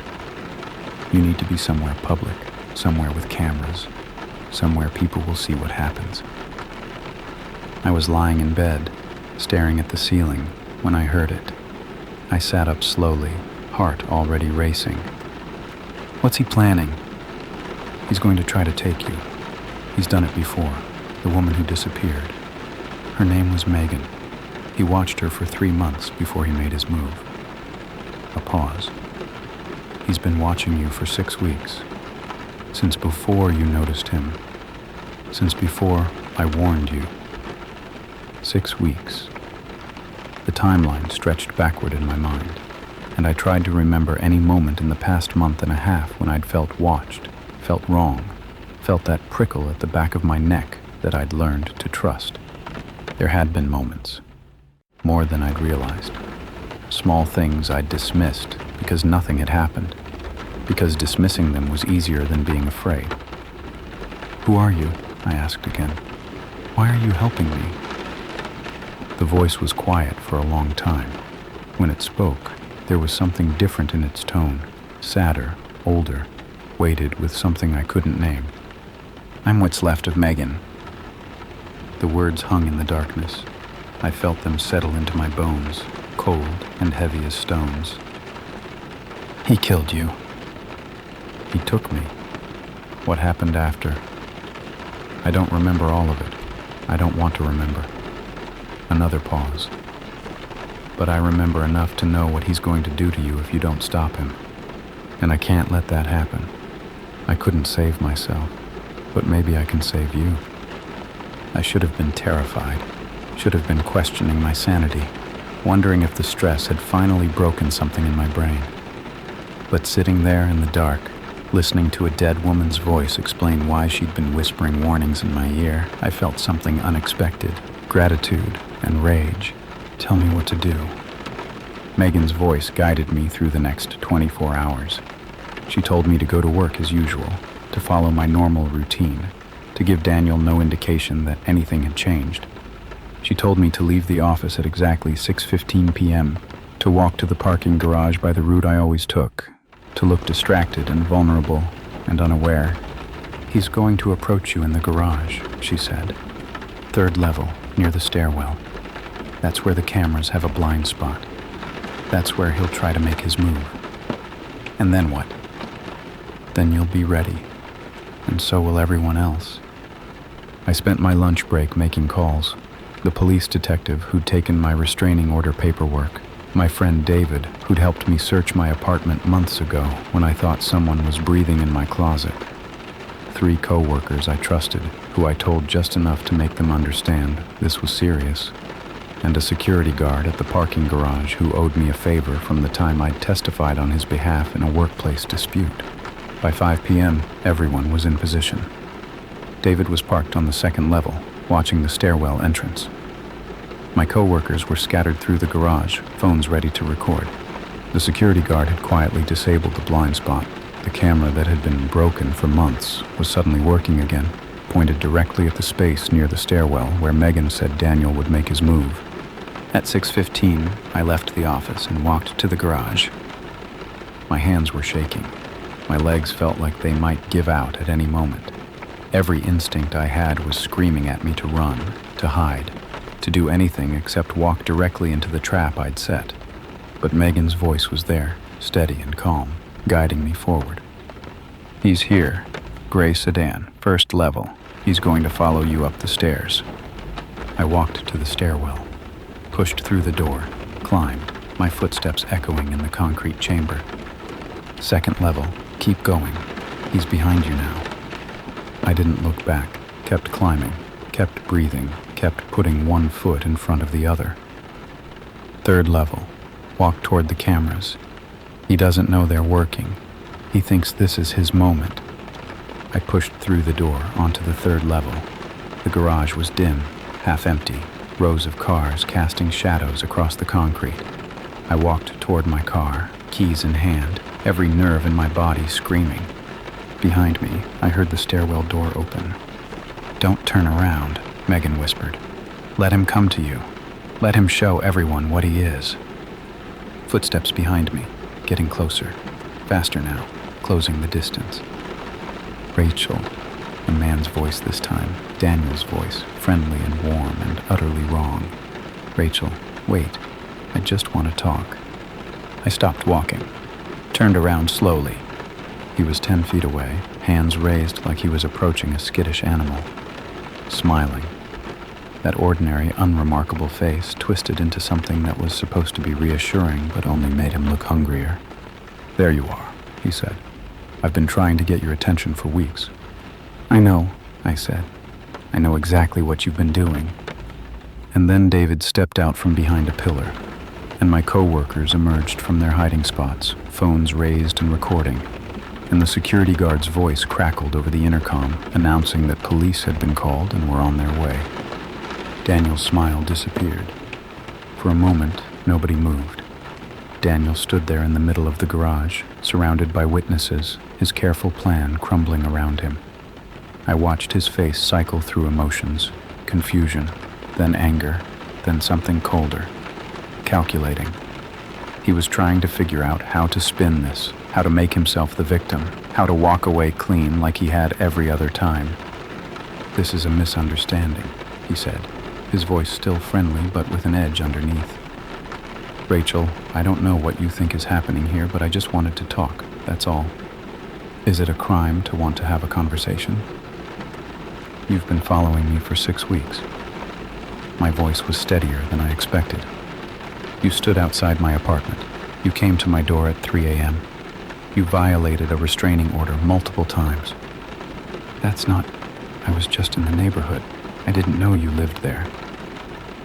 "You know exactly where I live. You know where I work. You know my routine better than I do." I took a step toward him, and for the first time I saw something like fear flicker in his eyes. "I know what you did to Megan Torres. I know she's not the first. And I know what you were planning to do to me." The name hit him like a physical blow. His composure cracked, just for a second, and underneath I saw something raw and ugly. Not guilt. People like Daniel didn't feel guilt. Just the fury of being caught, of having his secrets dragged into the light. "I don't know anyone named Megan." "Yes, you do. She filed a restraining order against you 6 years ago. Then she disappeared, and no one ever found her." I heard sirens in the distance, getting closer. "But I think the police are going to find her now, because I'm going to make sure they look." Daniel lunged. It happened so fast I barely had time to react. 1 second he was standing there, calculating his odds, and the next he was rushing toward me with his hands outstretched. I stumbled backward, my back hitting a concrete pillar, and then David was there, stepping between us, catching Daniel's arm, spinning him around and slamming him against the hood of a parked car. "Don't touch her!" David's voice was shaking with adrenaline and rage. "Don't you ever touch her!" Daniel struggled, but David was bigger and had leverage, and by the time the police cars came screaming up the ramp, Daniel was pinned to the car with his arms wrenched behind his back. The officers took over, cuffing him, reading him his rights, pushing him into the back of a cruiser while my co-workers handed over their phones with the videos they'd recorded. I stood there in the garage, surrounded by flashing lights and uniformed officers and the friends who'd come when I asked, and I felt Megan's presence like a warmth at my shoulder. "You did it," she whispered. "You stopped him." "They need to find you," I said quietly, not caring if anyone heard me talking to someone who wasn't there. "They need to know what he did." "They will. Check the property records. His family owns land upstate, a cabin about 60 miles north. That's where he took me." A pause, heavy with something I couldn't name. "That's where I am." I gave the information to the detective who'd taken my statement. Told her it was a hunch, an anonymous tip, something I'd found in my research. She looked at me skeptically but wrote it down, and 2 days later, I got a call telling me they'd found remains on the property consistent with a woman who'd been deceased for approximately 6 years. They'd found Megan. The identification took another week. Dental records, DNA comparison with samples from her family. By the time they confirmed it was her, Daniel Marsh was already facing charges for stalking and violating a restraining order. Now, they added murder. The detective called to tell me personally, said they'd never have looked at that property without my tip, never would have connected Daniel to Megan's disappearance without the trail I'd helped them find. She asked me how I'd known, and I didn't have an answer I could give her. "How do you explain that a dead woman whispered the location of her own grave into your ear?" "Lucky guess," I said. "I just had a feeling." She didn't believe me. I could hear it in her voice. But she didn't push, and I didn't offer anything more, and eventually she thanked me and hung up. That night, I sat in my apartment with the lights on and waited for Megan's voice. It came around midnight, softer than before, like she was speaking from further away. "They found me. I'm so sorry," I said. "I'm sorry I couldn't save you. I'm sorry he did what he did. You couldn't have saved me. I was gone before you ever knew I existed." A pause. "But you saved yourself. And because of that, they found me. My family will finally know what happened. They'll finally be able to grieve." I felt tears on my cheeks, though I couldn't have said exactly who I was crying for. Megan, her family, myself, all the women who'd crossed paths with Daniel Marsh and hadn't been lucky enough to have a ghost whispering in their ear. "What happens now?" I asked. "To you, I mean. Do you move on?" Megan was quiet for a long time. When she spoke again, her voice was barely a whisper. "I don't know. I've been tied to him for so long, to what he did, to the need to stop him from doing it again. Now that it's over," she trailed off. "Maybe I can rest, or maybe I'll stay and help someone else the way I helped you. I don't know how any of this works." "Thank you," I said, "for warning me, for saving my life. I don't know how I'll ever." "Live," she interrupted gently. "That's how you thank me. You live. You have all the years he wanted to take from you and you use them. That's enough. That's everything." Her voice faded. I waited for more, but the apartment was silent, and somewhere deep in my chest I felt an absence where her presence had been. She was gone. Really gone this time, I thought. Off to whatever came next for people like her. I hoped it was somewhere peaceful. I hoped it was somewhere warm. Daniel Marsh's trial lasted 3 weeks. The prosecution built their case methodically, the stalking charges first, supported by the videos from the parking garage and the testimony of everyone who'd witnessed his approach. Then the restraining order violations, documented through my careful records and the police reports I'd filed. And finally, the murder of Megan Torres, proven through forensic evidence recovered from his family's property and the journal they'd found hidden in his apartment. The journal was the worst part. Pages and pages of detailed observations about the women he'd watched, the routines he'd memorized, the fantasies he'd constructed around people who had no idea he existed. Megan's section went on for almost 50 pages. Mine was shorter. He hadn't had as much time with me. But reading the excerpts the prosecutor shared made my skin crawl. He'd documented everything, the songs I hummed while walking, the way I tucked my hair behind my ear when I was nervous, the nights I'd stayed late at work, alone, vulnerable. He'd been building toward something.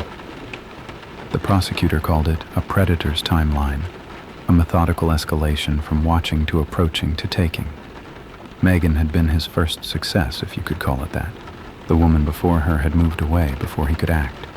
The woman before that had started dating someone, changed her routine, accidentally made herself a harder target. I'd been next on his list, and without Megan's warnings, I would have ended up exactly where she did. The jury deliberated for less than a day, guilty on all counts. The judge gave him life without parole, said that Daniel Marsh represented a unique danger to women everywhere, that his methodical predation and complete lack of remorse demonstrated someone who would never stop, could never be rehabilitated. Daniel showed no reaction when the sentence was read, just sat there with that empty expression, like he was already planning his next move, already calculating how to work the system from inside. I testified at the sentencing hearing, described the fear, the sleepless nights, the feeling of being hunted by someone who saw me not as a person, but as a project. I talked about Megan, not the ghost, of course, but the woman, the victim who'd had her life stolen 6 years before I even knew Daniel existed. I wanted the court to remember that this wasn't just about me. It was about everyone he'd hurt, everyone he'd watched, everyone who'd crossed his path without knowing how close they'd come to becoming his next obsession. Megan's family was there, her mother, gray-haired and fragile, clutching a photograph of her daughter, her sister, who looked so much like Megan that seeing her made my chest ache. They thanked me afterward, in the hallway outside the courtroom, said I'd given them something they'd waited 6 years for, answers, closure, the ability to finally lay their daughter to rest. I didn't tell them about the voice, didn't tell them that Megan had been watching over me, guiding me, using whatever strange connection existed between the living and the dead to stop her killer from claiming another victim. They wouldn't have believed me. And honestly, it didn't matter. What mattered was that Megan had been found. What mattered was that Daniel would never hurt anyone again. It's been 2 years since the trial. I still live in the same apartment, still work at the same nonprofit, still walk through the same parks and shop at the same grocery stores. The fear has faded, mostly. Some nights I still wake up with my heart racing, certain I heard footsteps in the hallway or breathing in the darkness. But the panic passes quicker now. The world feels less hostile. I've rebuilt my sense of safety, piece by piece, the way you rebuild anything that's been shattered. I haven't heard Megan's voice since that night she said goodbye. Sometimes I wonder where she went, if she found peace, if she moved on to whatever comes after, if some part of her is still out there watching over women who don't know they need protection. I like to think she's resting. I like to think that stopping Daniel set her free from whatever had kept her tethered to this world. But sometimes, late at night, I feel something that might be her presence, a warmth at my shoulder, a sense of being watched over instead of watched. It doesn't frighten me. It feels like comfort, like knowing someone's got your back even when you can't see them. Here's what I want you to take from this story. Listen to the voice. I don't mean a literal voice. Most people will never experience what I did, and I hope you never have to. I mean the feeling, the instinct, the whisper in the back of your mind that says something is wrong, that the person behind you is too close, that the situation you're walking into isn't safe. We're taught to ignore those feelings, taught to be polite, to give people the benefit of the doubt, to not make a scene. We talk ourselves out of our own survival instincts because we're afraid of being rude, of being paranoid, of being that woman who overreacts to nothing. But those instincts exist for a reason. They're the accumulated wisdom of thousands of generations of humans who survived because they listened to the voice that said, run, hide, don't turn around. If I'd ignored Megan's warning in the grocery store, if I'd turned around and let Daniel engage me in conversation, I might not be here to tell this story. The voice saved my life, not because it was supernatural, but because it told me what I already knew and was too conditioned to acknowledge. That man was dangerous, and I needed to get away. Trust yourself. Trust your fear. Trust the whisper that tells you something isn't right, even when you can't explain why. And if someone ever approaches you in a place that feels wrong, at a time that feels wrong, with an energy that makes your skin prickle and your heart race, you don't owe them your attention. You don't owe them politeness. You don't owe them anything except the sight of your back as you walk away. Megan didn't get the chance to walk away. She didn't have a voice warning her, guiding her, telling her what Daniel really was. By the time she understood the danger, it was too late. But she made sure it wasn't too late for me. And I'll spend the rest of my life honoring that gift by listening to the warnings, spoken and unspoken, that tell me when something isn't right. The whisper saved my life. Maybe someday, trusting your own instincts will save yours. Don't turn around when danger tells you not to look. Just walk away and don't look back.